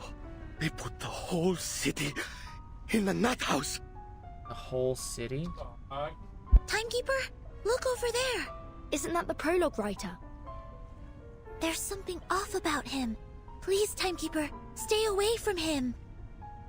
What's happening? Idealist, Pablo's having another episode. Multiples of us. You make reality sick. Oh, is he having like a mental break? A flash of arcane energy flares up, and the jailer steps into the crowd reactively. I could use your help, ladies. Okay.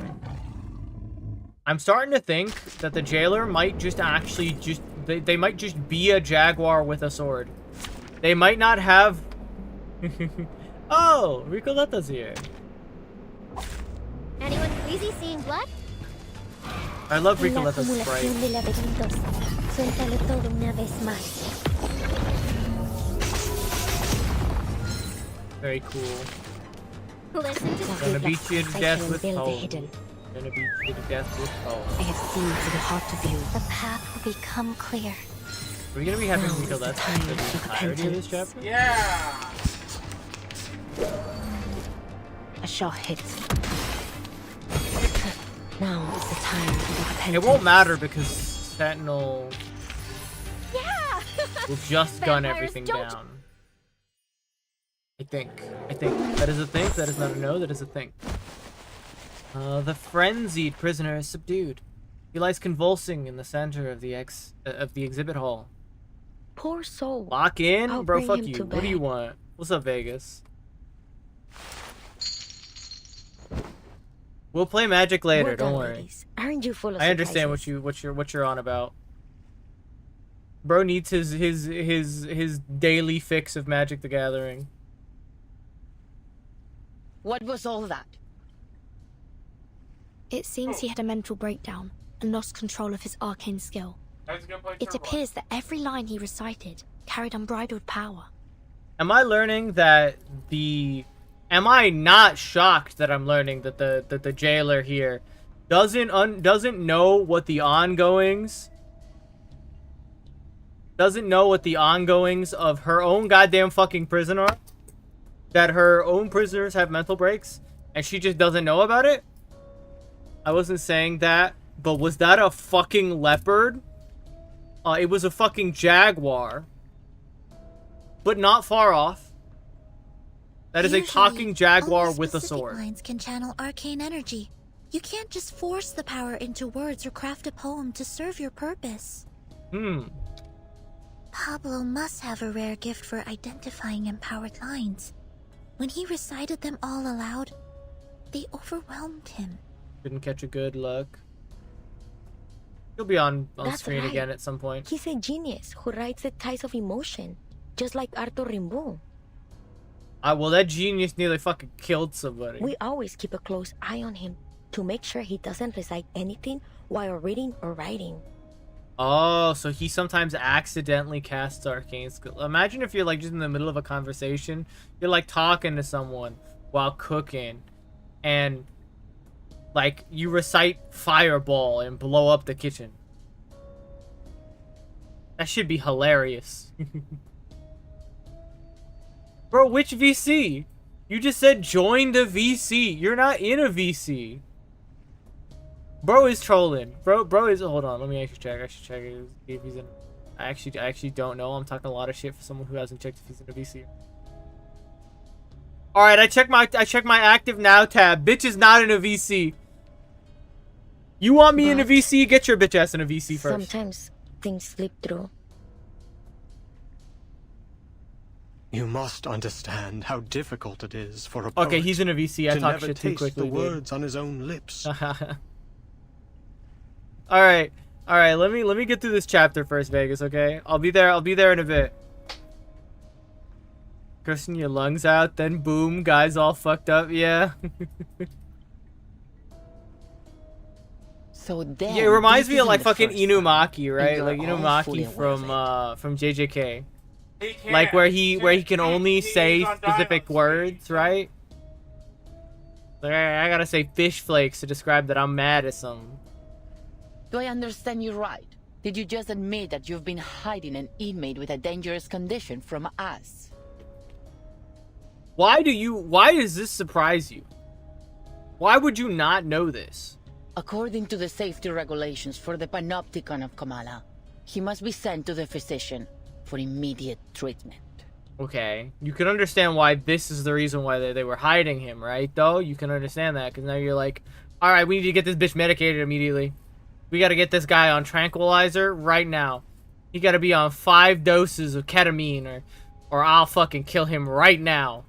You understand, right? The jailer's command causes a dramatic shift in the room.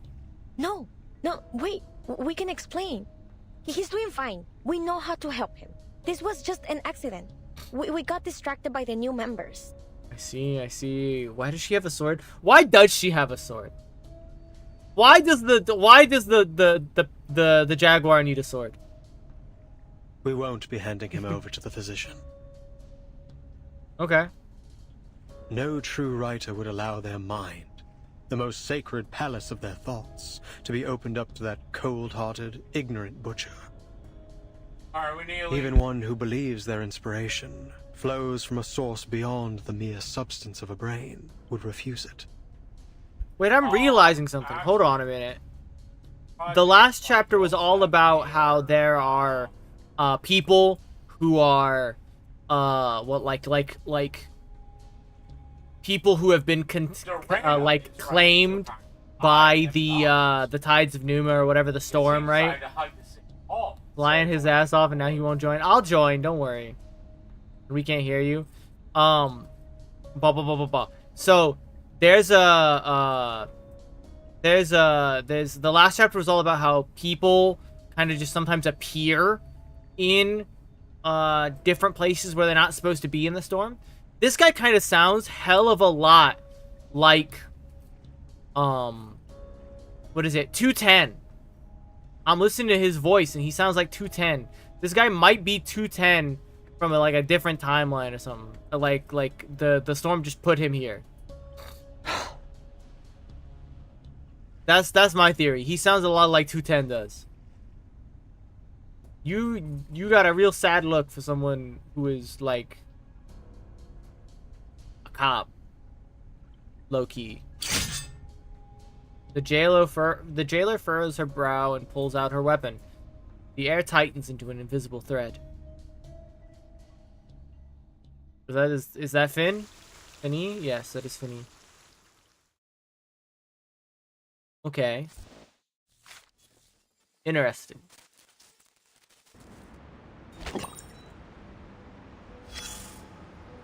This is a long fucking chapter, dude.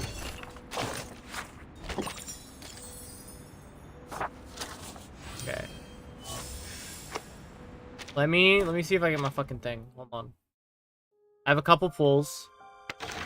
I want to see if I can get my my covenant of water. I need the second.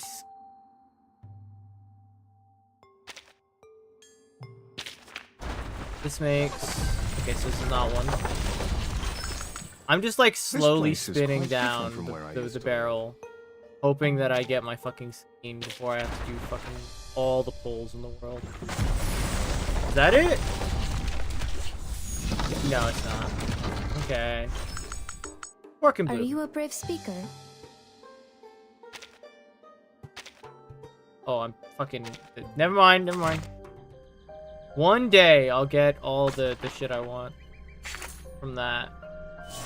It is probably going to take me all 10 pulls. I've been doing them one by one. So I want to try and get them in the least amount of pulls as possible. But the game is disagreeing with me on that, it feels like. Okay, Into the Darkness.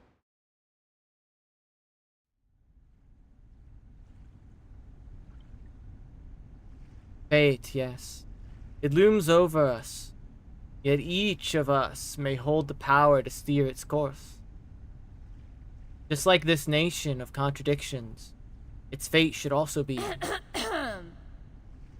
In that case, shall we officially begin this salon? The ever-observant Roberta, noticing the tears welling in Octavia's eyes, cuts her off. Would anyone like to share a story on this topic? Whether it's a personal experience or a written tale. Let's bring some life into this salon. Well, if no one has anything to say, I could always retell the story of my fateful journey across the Mexican border. A chair screeches as one man stands, all eyes on his face, shadowed by his heavy brow and sharp cheekbone. An unexpected twist. No one noticed him sitting quietly at the edge of the crowd until now. I spent the first half of my life as a bank clerk. One day, sitting behind that glass window, staring at the endless stacks of checks, papers, flyers, it hit me. I was serving a life sentence. So quiet, I went home and decided to write something. My wife threw a fit at first. When I wouldn't budge, Cold War broke out between us. Then finally, she issued a unilateral eviction notice. I got drunk, punched a bastard officer who was beating a beggar in the streets. Everything after that, a blur. When I came to, I was already here. A place that feels more like home than any other place ever did. The idealist gave me some water and suggested I write to Aleph. So I did. I wrote a letter and asked a question. 2 weeks later, I got a reply. Not one line, or just one line. Still trying to figure out what it means. In the short span of life, there exists one infinitely extending staircase. At its end lies nothing but a silent body of water. Julio, I had no idea you had such a story. Why haven't you mentioned it before? No, you've written to Aleph, too. Octavia, maybe you did choose the right topic. Young, passionate writers like you should carry the dreams of changing society. End up like me, waiting until this age to finally pick up the pen. Oh? The hostess, fully engrossed in the story, has almost forgotten about the topic. It's art. Great. Suppose it's my turn then. Here's my tale of crossing the Mexican border. For heaven's sake, spare us. I've heard it at least 7 or 8 versions of that story already. Not to mention the 5 stories in your collection. 5 stories, Roberta.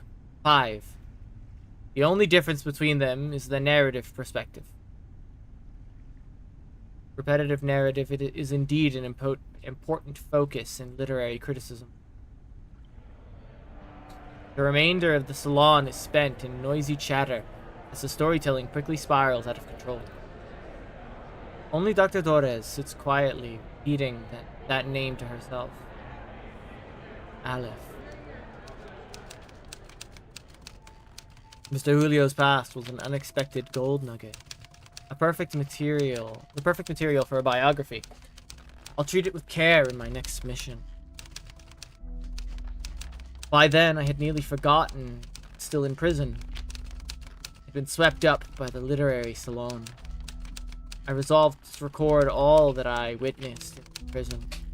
As to whether the inhabitants are truly prisoners, that will be for the readers to decide. At the time, I did not ask how they found their way into this prison. Like them, I was thinking of purer things.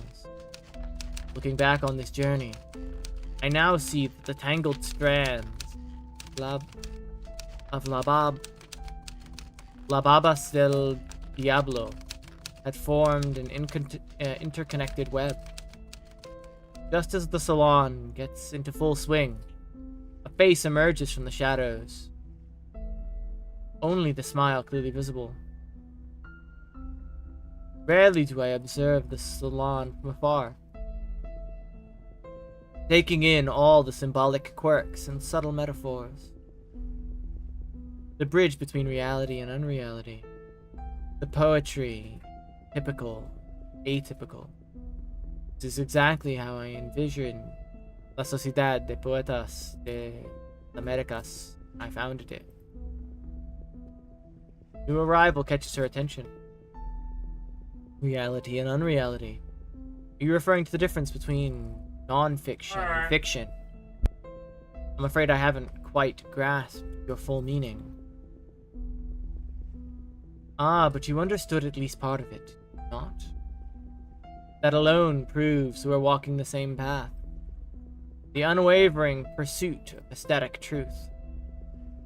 We are citizens of the literary kingdom, stargazers chasing the first light to reach the shores of the new world, children crying beneath the tree of pure ideals. As its founder, I sincerely invite you to join La Sociedad de Poetas de las Americas and become one of us. Join La Sociedad de Poetas de las Americas. A gentlemanly bow, an invitation that is hard to refuse.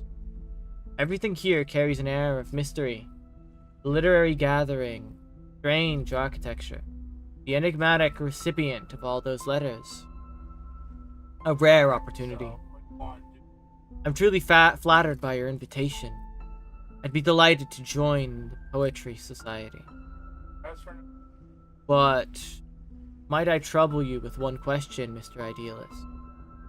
You call yourself the founder, so I assume you're the idealist, yes? Ask away. Could you tell me about Aleph? Okay. Or sorry, Aleph. That is the living. Okay.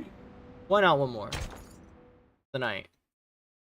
These chapters are way longer than the last ones. I'm only like fucking 7 chapters in, and we're fucking like an hour in. This is a serious violation of the rules. I'll have to report this to the physician, and all of your treatments will need to be reassessed. Until a new treatment plan is in place, all members of La Sociedad are confined to their cells without any of their usual privileges. Kinda fucked up. The jailer heavily emphasizes La Sociedad, triggering a commotion among the prisoners. This is not what we agreed to. You gave us your word! Affairs within La Sociedad were not to be disturbed! Ooh. Please, don't do this. Please, he doesn't deserve this. No one does. We don't want to lose our friend. The previously convulsing prisoner struggles to his feet. Please, Senora. I swear it won't happen again. I'll take the medicine on time as instructed. I promise I won't hurt anyone. God. I'm sorry, Mr. Pablo, but rules are rules. Oh, she's one of those people. I see how it is. Before you take this poor man from his friends, there are some may I ask you something? Philosophical prisoners must be puffing that good shit. But the animal isn't even real. They're seeing things. No, the animal is real. Do you know where these inmates go after they see the physician?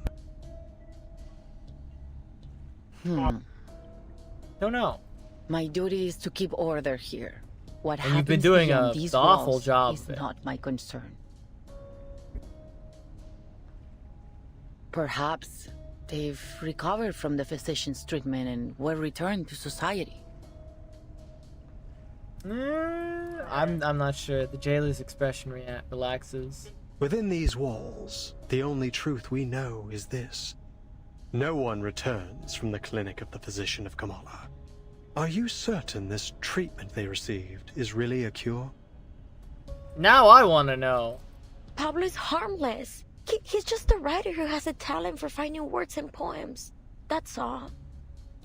Please, let him stay. We'll look after him. He can have our share of the medicine. We'll keep him in check. But this doesn't conform to our regulations. Girl, they're afraid that their friend is gonna be killed and you're talking about regulations? Still as arrogant as ever, Idealist.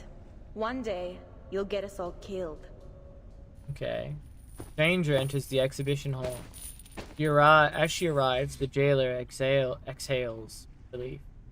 Oh, it's you. I'm glad to see you here. Who is that?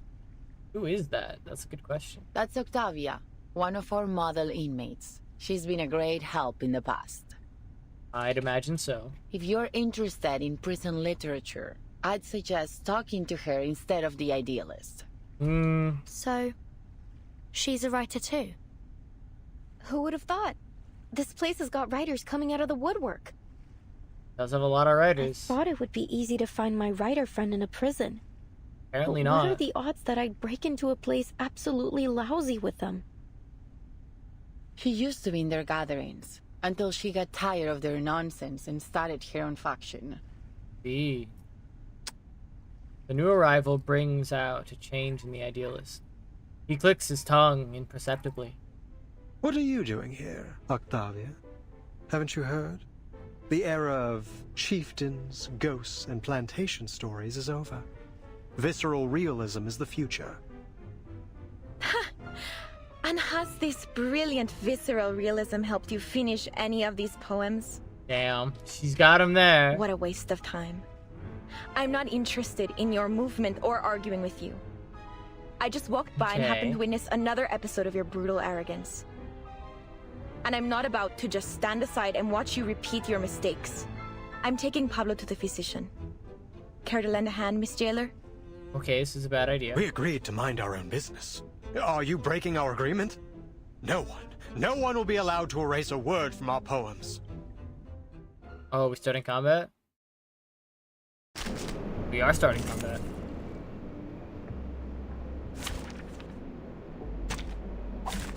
There are many routes to travel, but only one destination. Oh, are we fighting both of them? Haven't you let your ego cause enough trouble, idealist? Better that than siding with the devil like you. Enough. This pointless arguing ends now. We are.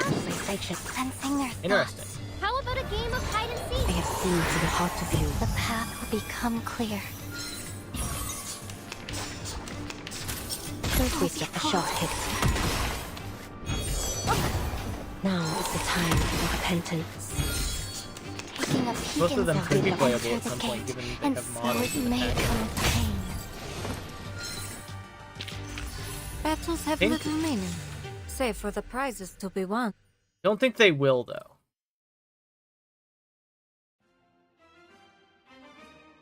Stand down, both of you. Their heated debate continues without any concern for the jailer's warning. You've never listened. I pity your followers.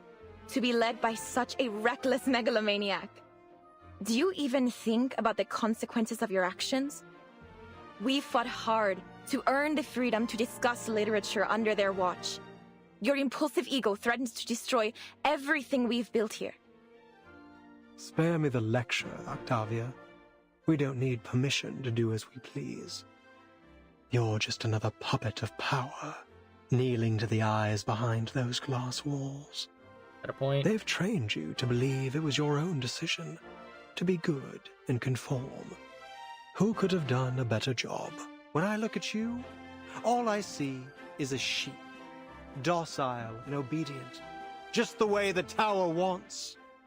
What kind of work could someone like you create? Literature isn't defended by those lounging in cozy rooms, scribbling to soothing music. Have you looked in a mirror, idealist? You've become a pathetic windmill-tilting fool, a monster tearing down everything around you. A beast of prey, you mean? Naturally, a sheep would be appalled by the mere thought of such a creature. A fearful sheep caught in a vine, confusing the blade that would set it free with the jaws of a tiger. Such a master of metaphor. But I beg you, learn to distinguish right from wrong, fantasy from reality. Only then can you truly lead our people toward what's right. Distinguish right from wrong. Don't make me laugh. Is that the limit of your vision? He is kind of fucking batshit insane. You... Kind of fucking crazy. Ooh, that's a cool one.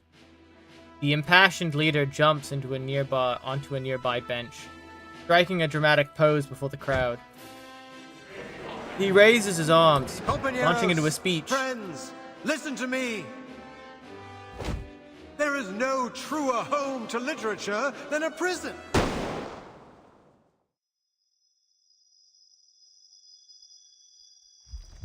A blast of deafening sound, and all words fall from the air.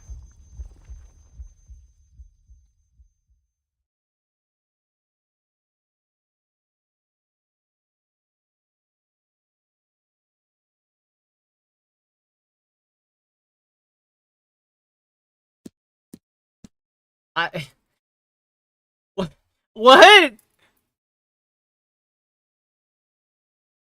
ominous shade of crimson seeps out. No. No!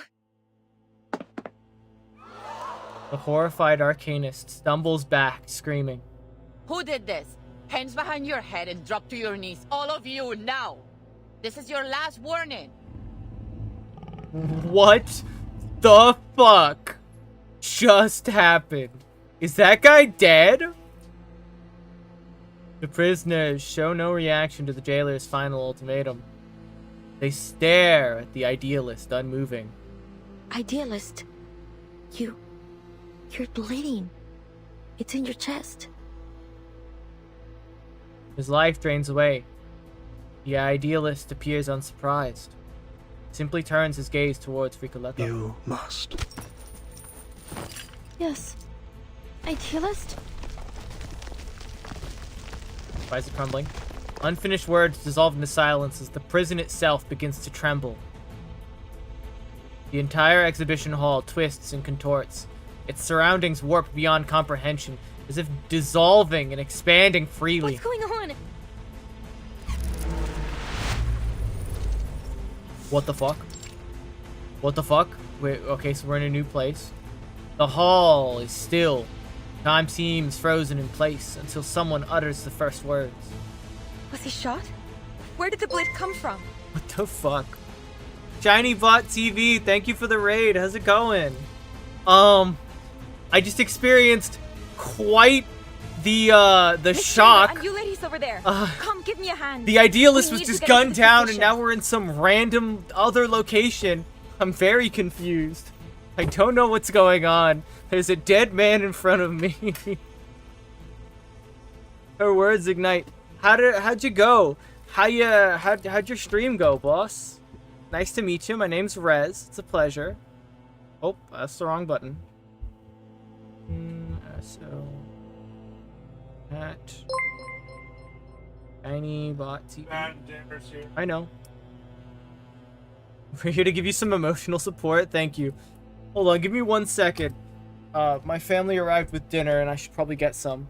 I'll be right back. Thank you for the raid. I'll be no more than like 2 minutes. BRB. And thank you for the follow. Who followed? Merry Christmas. Merry Christmas. Rico, thank you for the follow.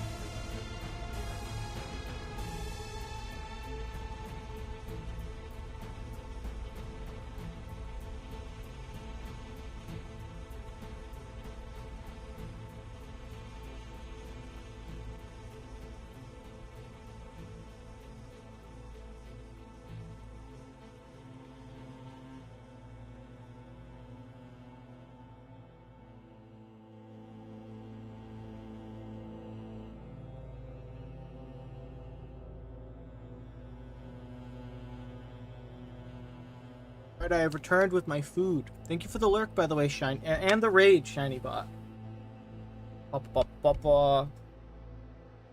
Her words ignite the first spark. Did you do this, Octavia?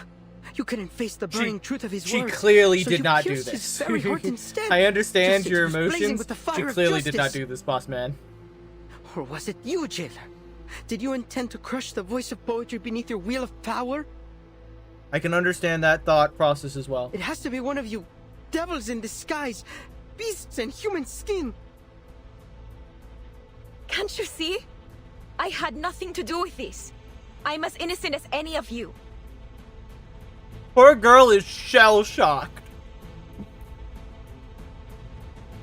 Fucking horrified of what's just happened. And honestly, she has every right to be. I've been trying to keep order here, to protect everyone. And now you blame me? Don't listen to her! The idealist made it very clear! She's trying to get us punished for her own gain! Huh? You're a murderer, Octavia! The prisoner's fury erupts. In the chaos, Sonetto blocks an arcane skill that pierces in the air. This is mad. You're accusing me without proof. It wasn't me. This is getting out of hand. I suggest you ladies leave now. No, wait. Girls, there's nothing that you can do. WB with noms. Yeah, noms. It all happened too fast. What happened to the idealist? Is he alright? Girl, he got shot. What are you on about? No, he's not alright. I didn't even get a chance to ask about Aleph. As the tide of people surge around them, the line between life and death blurs beyond recognition. I agree with the jailer. Yeah, we need to get the fuck out of here. We're getting mobbed. Timekeeper, Miss Recoleta, let's get out of here.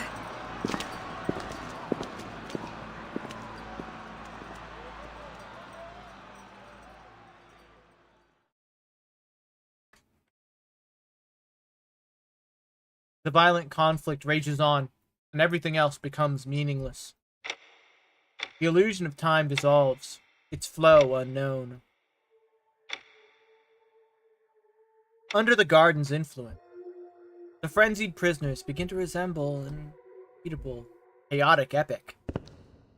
At this moment, an unidentifiable figure enters their midst, though no one takes notice.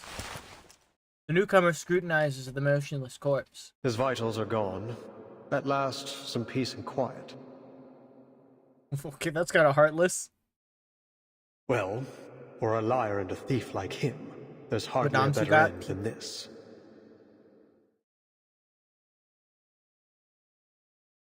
A liar and a thief, okay. Kind of harsh. We never really got to know the idealist. That's a pretty cool D20. He reaches into the idealist's coat pocket and pulls out a die. It's an artifact marked by patterns veiled in smoke. An object seemingly not meant to exist in this world. A 20-sided die known only through an omniscient perspective. Now, it's stained in utterly corrupted blackness. Just as I thought. You had it all along.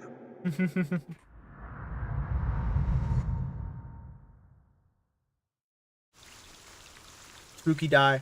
Very spooky die.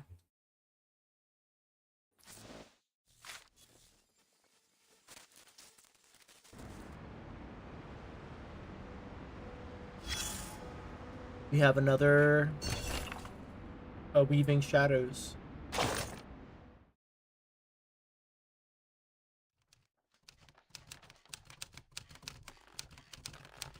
Up to this point, I have participated firsthand in several sessions of La Sociedad de Poetas de las Americas.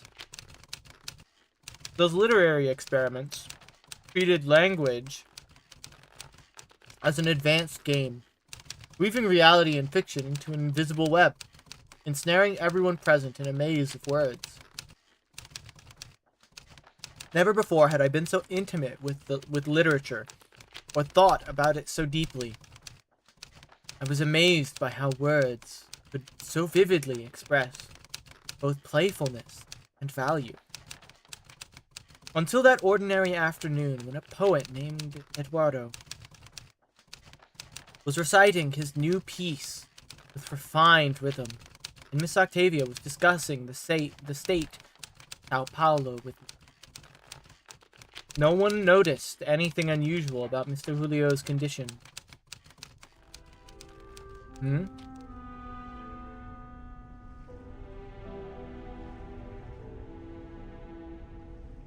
I should not have put a piece of pizza in my mouth.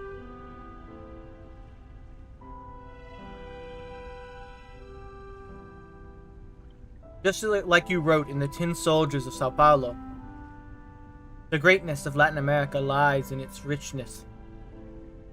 And from that richness comes misfortune, gnawed by insatiable greed. Or one man's poverty is another's feast. Suffering nourishes joy. They are like riverbanks, clearly divided. This duality, this paradox. Isn't it precisely the kind of question we should be posing through literature? The thought of bone against hard surface interrupts her. Julio is banging his head against the wall. Excuse me. Not enough. Not enough. Not like this. You can't grasp space and time. I'm still missing some essential language frameworks and thought patterns. With our current language system, I cannot catch the ghost of time. I can only let it slip away from the tip of my pen. Mr. Julio, what's wrong with you? Unlike the panicked Octavia, the other inmates around Julio seem unfazed. That wall is inscalable, Julio. I told you already. I can lend you some of my bandages from last week if you need them. For a permanent silent object, any form of narration is futile. In the end, you're just wrestling with your own shadow. Oh, is he like fucking banging his head against the wall? What are you all standing around for? Can't you see Julio's hurting himself? Octavia is clearly flustered. Torres knows she must first eliminate any outside interference that might obstruct her ability to help. Octavia, please calm down. Tell me, what do you see? Mr. Julio, he's hurt. Bleeding. He's trying to break through the mirror of language with his head. He tried to break through the mirror of language with his head. But it was an actual wall. By now, Torres has learned how to filter out surreal embellishments, typical of La Sociedad members, in order to correctly assess the situation. Mirror or wall, it doesn't matter. Please take me closer and describe what you see. Clearly, without embellishment. I gotta go now. See you, Rikuo. Thank you for the follow and thank you for stopping by. What is Mr. Julio's condition? His muscles are spasming uncontrollably, as if jolted by cold electric current. His face is tightening, twisting, like he's struggling against a silent force. His fingers are curling into unnatural shapes. His expression keeps changing, first pain, then panic, finally blankness. Sounds like he's having an epileptic seizure. Perhaps I could offer some help. Guided by the sound of Julio's whimpers, Torres approaches. His head is bloodied. Please, Miss Octavia, help me. So I can help him. Would you lay him down flat on his side? You have to stop him from hurting himself. I can use my arcane skill. Flashing lights could worsen an epileptic seizure. Your arcane skill emit intense light, so I must ask you to refrain from using it. Octavia hurriedly retracts her incantation. She presses down on Julio's shoulder and lowers him onto the cold, hard floor. The doctor kneels quickly and gently turns the man onto his side, preventing him from injuring himself further. As time passed, Julio's convulsions began to subside. His body remained stiff, his jaw clenched tight. I took a disposable bite pad from the first aid kit and carefully placed it in his mouth to keep him from biting himself. Eventually, the situation came under control. Mr. Julio's breathing stabilized. And there everyone went straight back into the gathering as if it were only a minor inconvenience. Something strange is going on with these people. Thank you for your help, Miss Erd. The doctor responds with a silent smile. Team experienced. Is that a major part of your responsibilities in Sao Paulo? Yes. Saving others is my profession. Writing is my hobby. In my home, I am first and foremost a doctor. Third, I have my utmost admiration. As a doctor, as a writer, and even more as a person beyond any social categorization. You, a doctor who actually lived in the favelas, pointed the barrel at yourself before wielding words as a weapon. Compared to you, you've nothing of substance. All I do is wave ideals around, as if that's enough. No, Miss Octavia. Simply a writer who follows her curiosity. Not afraid. I'm afraid I'm not as qualified to provide you any concrete advice, nor I am as great as you say. You're well prepared for your vision and ambition. For modesty is such an essential part of writing. You've just demonstrated the skillful use of introspection. Thank you for your kindness, for your kind words. I'd like to return to my room and think for a while. See you tomorrow. That was dangerous.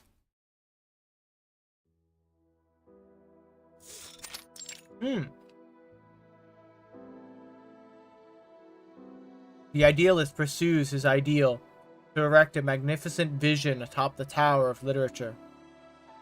But for those outside the tower, what good is that magnificence? Here I am, locked away in a prison, my words going no farther than these walls. I even only have my life because of my wretched father. Was it foolish to think that ideals alone could ease people's pain? Well, it was foolish. Maybe we're no different from the heretics who were burned at the stake in the Middle Ages. Perhaps only professionals like Miss Erd, doctors with real expertise, can truly save people. But wait. This prison does have a doctor. A doctor meant to handle every kind of issue. Whose specialty precisely in the mental field.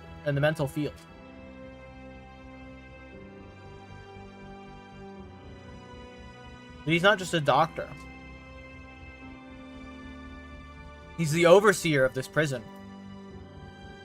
Once asked the idealist why the person in charge here wasn't a regular jailer or a police chief, but a physician. As expected, he brushed me off with some grandiose idealistic rhetoric. Why is the idealist always seem so opposed to the physician? Why can't the patients, like Mr. Julio, who's clearly suffering, be sent to him? Puzzles on top of puzzles. Questions after questions. Ed. Her sigh echoes through the circular building. It is soon answered by a chorus of other sighs. I can't do this anymore. Poor girl's heart is in the right place, that's for sure. Octavia turned and walked away. Though she looked disheartened, I could see the power of the unwavering force that drove her forward. What would that force be for me? Looking back, I too began to reflect on myself. To contemplate fate, that grand and irreversible force.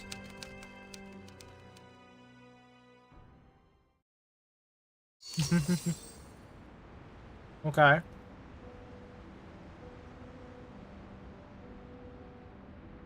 Erd Alfred's diaries in this place are very interesting. They're a nice, like, cut in between chapters.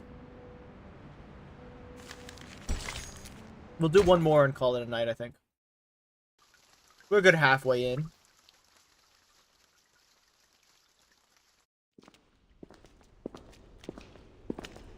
Oh, we actually get to see the pool. Ladies, I must apologize for what happened back there. You do, that is true. You must apologize for teleporting us to some random part of the prison. We were caught off guard. There has never been a commotion of that scale before. I must report this to the physician. Don't worry, Miss Jailer. We made it out in one piece. Thank you for your understanding. Ordinarily, I would arrange to escort you to a safer location, but I'm afraid at this hour you'll have missed the last train. And the roads are icy at night. Is Octavia with us? Hearing this, Ricoletta exchanges a quick but meaningful expression with her companions. Verdun, we can't leave like this. We appreciate your kind consideration, Miss Jailer. But we still have some unfinished business here. I see. I'll arrange a clean room in a safer section for you. Okay. We'll do our best to ensure your safety tonight. Did we just leave Octavia there?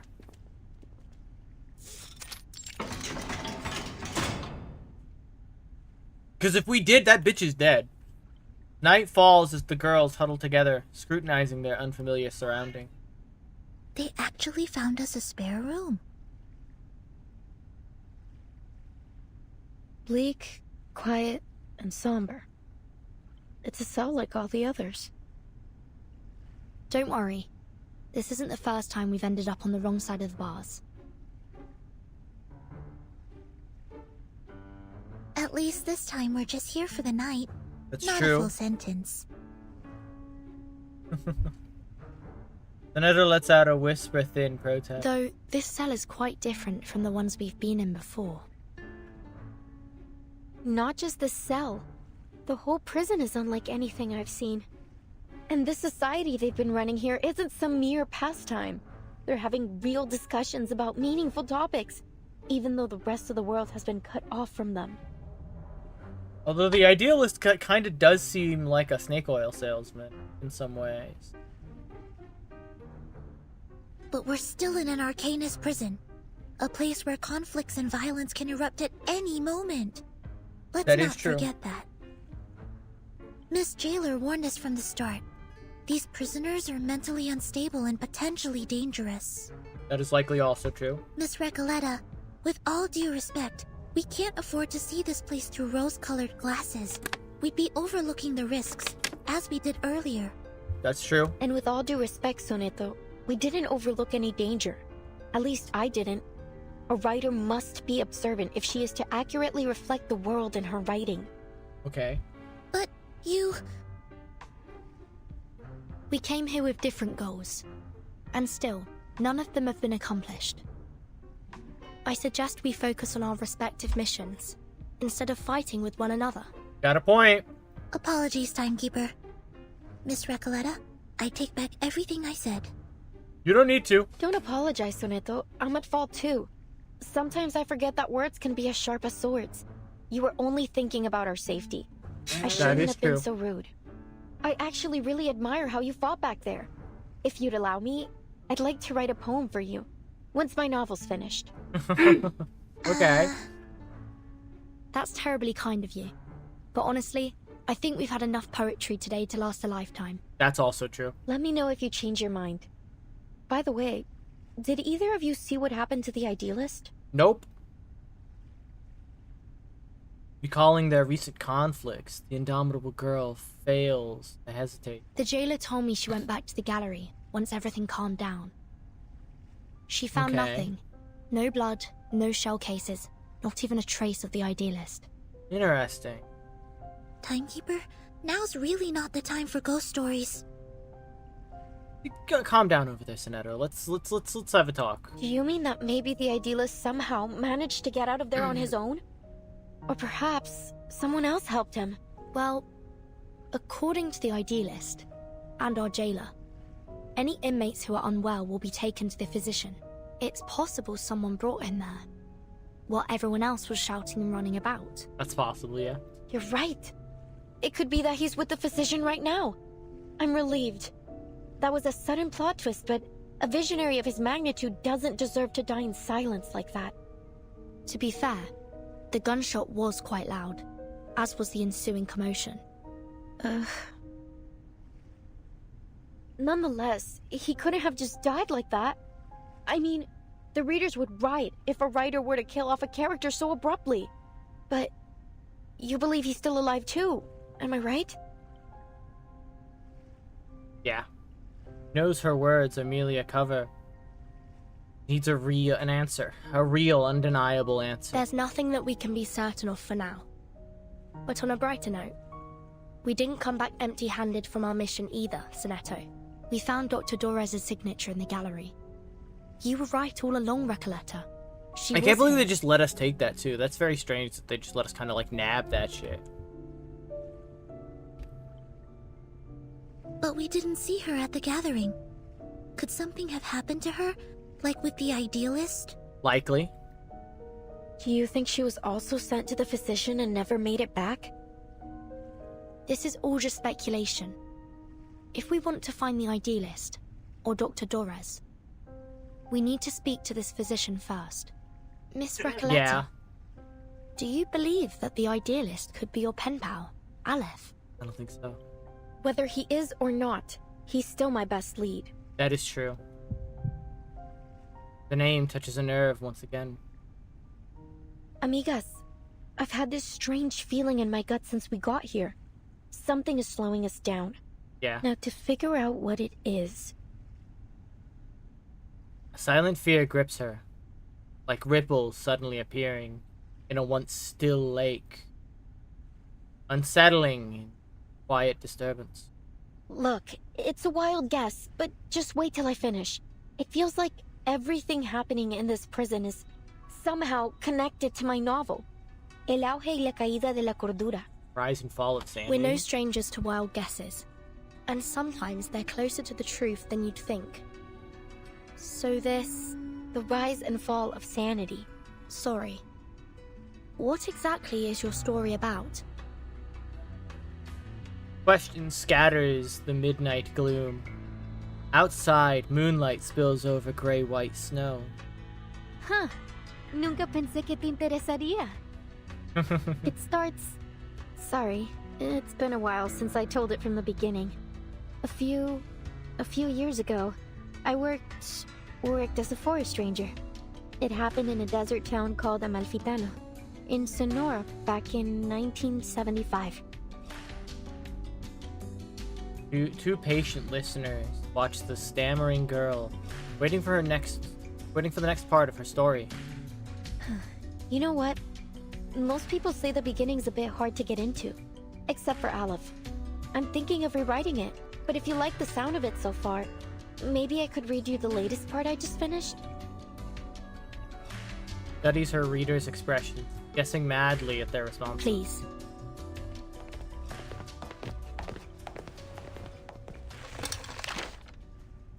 This is so cute. Oh my god. Con los datos de frecuencia de las cintas. Okay, I stand corrected. This is the screenshot for next stream. El patrón general parecía haber cambiado. Al principio, la investigadora de paracausalidad lo atribuyó a un error estadístico. Un fallo, tal vez. Oh, sorry. But after a few days and long nights of meticulous calculations, that explanation only became less and less plausible. The odds of success and failure kept shifting, and the chance of repeating the previous result kept growing. It was as if someone had tampered with the rules and tweaked it to their liking. Interesting. She took her findings to Amalfitano, the town of nothing, as they called it then. Okay. Near the old looms, she met a blind weaver who spoke softly of an old tale. I heard a strange rustling at dawn, like a die rolling along a wooden floor. Then the morning light dimmed and died. That was the last time I saw the sun. My own hands were the threads I worked with.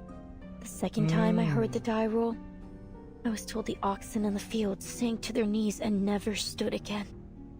Oh God. By the third roll, the fields were crawling with frogs. Plows ran over them, and some still writhed, squeezing themselves deeper into the cracks in the earth. The fourth time the die rolled, 10 dormice plunged into the sea in a strange sleepwalk, and 10 bears feasted for the last time before winter arrived.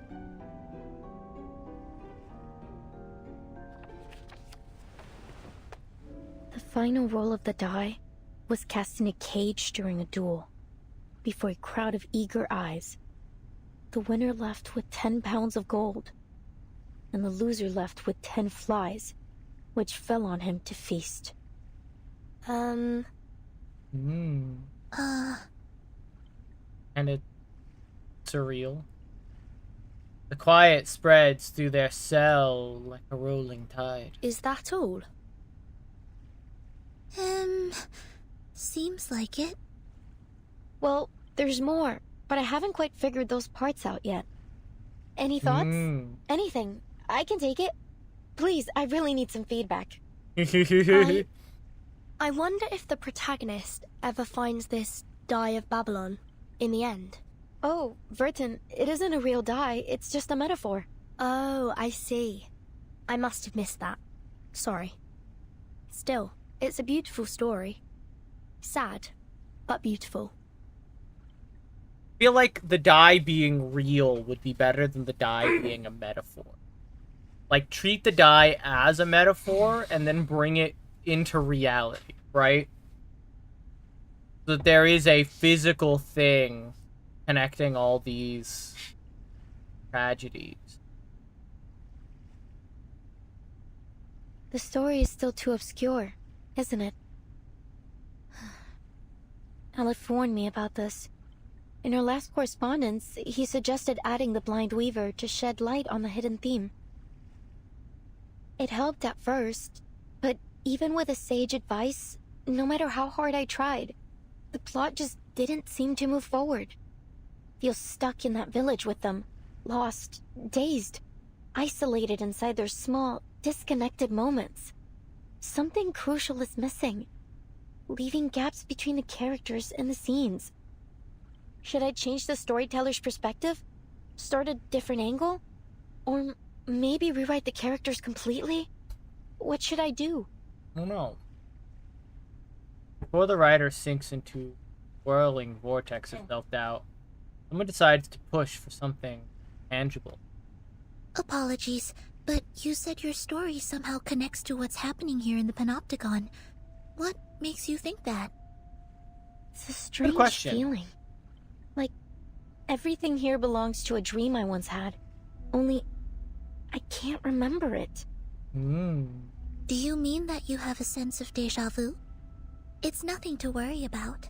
Our psychiatrist friend Kakanya told me those moments are often the result of a dysfunctional connection between two parts of the brain. Like a little glitch in our heads. Wait, so wait, hold on. So Kakanya does join the Foundation? Because there's no way that Sonetto would have met her otherwise. Okay. Baller, good to know. Kakanya is actually, like, rolling up with Team Timekeeper, I guess. No, it's nothing like déjà vu. My bad. The storyteller snaps back politely, agitated. Déjà vu is a single moment, a specific situation. But here it's everything. La Sociedad, the rules, the idealist, even the incidents in the gallery. Each one unfolds in a similar pattern, like the grooves on a record, telling a story I feel I've listened to before. Amalfitano and Comala. They're two sides of that same record, playing out the same tune. Whatever happens in my story seems to be happening here too. I had that feeling when I met you as well. Miss Verton. At first I thought it was only an interesting coincidence. You're much like the first character in my story. A traveler with a suitcase. Interesting. The girl rambles on, desperately relating to her characters. But then I realized, the doctor, your Doris, she's like the blind weaver who lost her sight to the dye despite having always been faithful to it. And the jailer, she's the bank clerk who assisted the corporation in taking over the town in order to escape her past. And the idealist, he's the murdered donkey driver, and the dye of Babylon. Now, mis queridos amigos ficticios, ¿qué rayos les está pasando? Wait. Are you saying that everyone we've met here matches a character from your story? Like some kind of archetype? Yeah, that does sound to be it. That sounds unbelievable. But then again, maybe you're onto something. You see the world through a different lens that none of us share. Not just the characters. The events here are mirroring my story too. Aleph. He's the only one who truly understood my story. If things are playing out just like my novel, then maybe Aleph is in fact still here. Are you suggesting that someone is controlling the Panopticon in order to make it follow the same plot as your story? That sounds like it. That they've set the rules, started the poetry group, planned the attack on the Idealist, and tried to prevent us from finding Dr. Dores? If that's true, Miss Recoleta, it's very likely that the one acting against us is in fact Aleph himself. That is a very accurate thought process. Ricoletta never expected the chain of reasoning to unravel this way. But No. How could that be possible? No, it makes sense. It makes actually perfect sense. He interrupts, only for the confusion to creep onto her face moments later. Why? Why would he do this? Good question. I don't see any reason why he'd be connected. He's an intelligent, cultured, and profound person, not a common killer. No, none of this adds up. Remember, Dr. Doris was brought to Ushuaia by the Xeno rebels, and we know they're connected to Manus Vindicte. If this Aleph really is hiding Doris from us, he may be working with them. That's possible. Ricoletta stares blankly for a time, before clumsily shifting the topic. Oh, my... Soneto. I didn't know you had such a flair for stories. Maybe you should join us and become a visceral realist too. I think you're only imagining things. Perhaps you were inspired by this strange prison?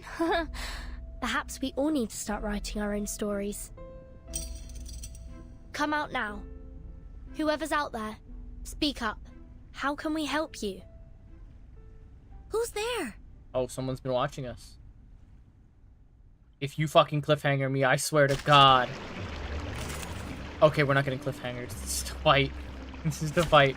Okay. I thought I was getting cliffhangered. There are many roads to travel, but only one destination. Oof, I thought I was getting cliffhangered. I'm not gonna lie. What? Sensing their I'm gonna guess this is the guy who was making the Close your eyes. art exhibit and the girl with spectacles. A shot hit. Won't be fooled. The enemies of peace shall be stamped out. My sight listen to taking a peek. That's inside. my guess, at least. I'd imagine those two speaking. Battles have little meaning, save Fight for the is wet. prize.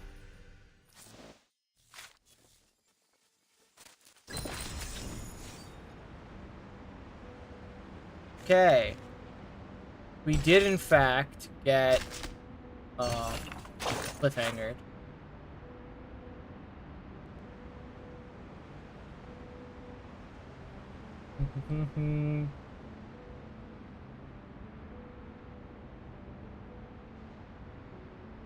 Typewriter record.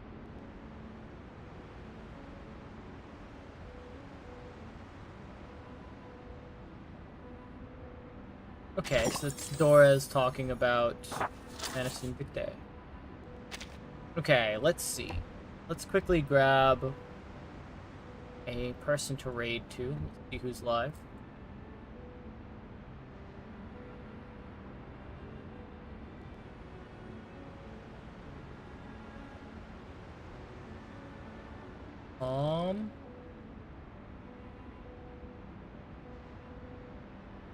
Let's raid into my good buddy.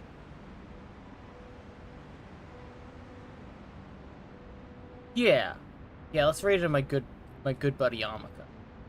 Thank y'all for stopping by. I hope you had a wonderful time. If you haven't dropped a follow, please consider doing so. It's always nice to hear from y'all. To hear from people. I'll see you next time, where we'll continue this and probably finish it. I'll see y'all next time, and I hope to see you again. Bye. I'm so bad with goodbyes, dude.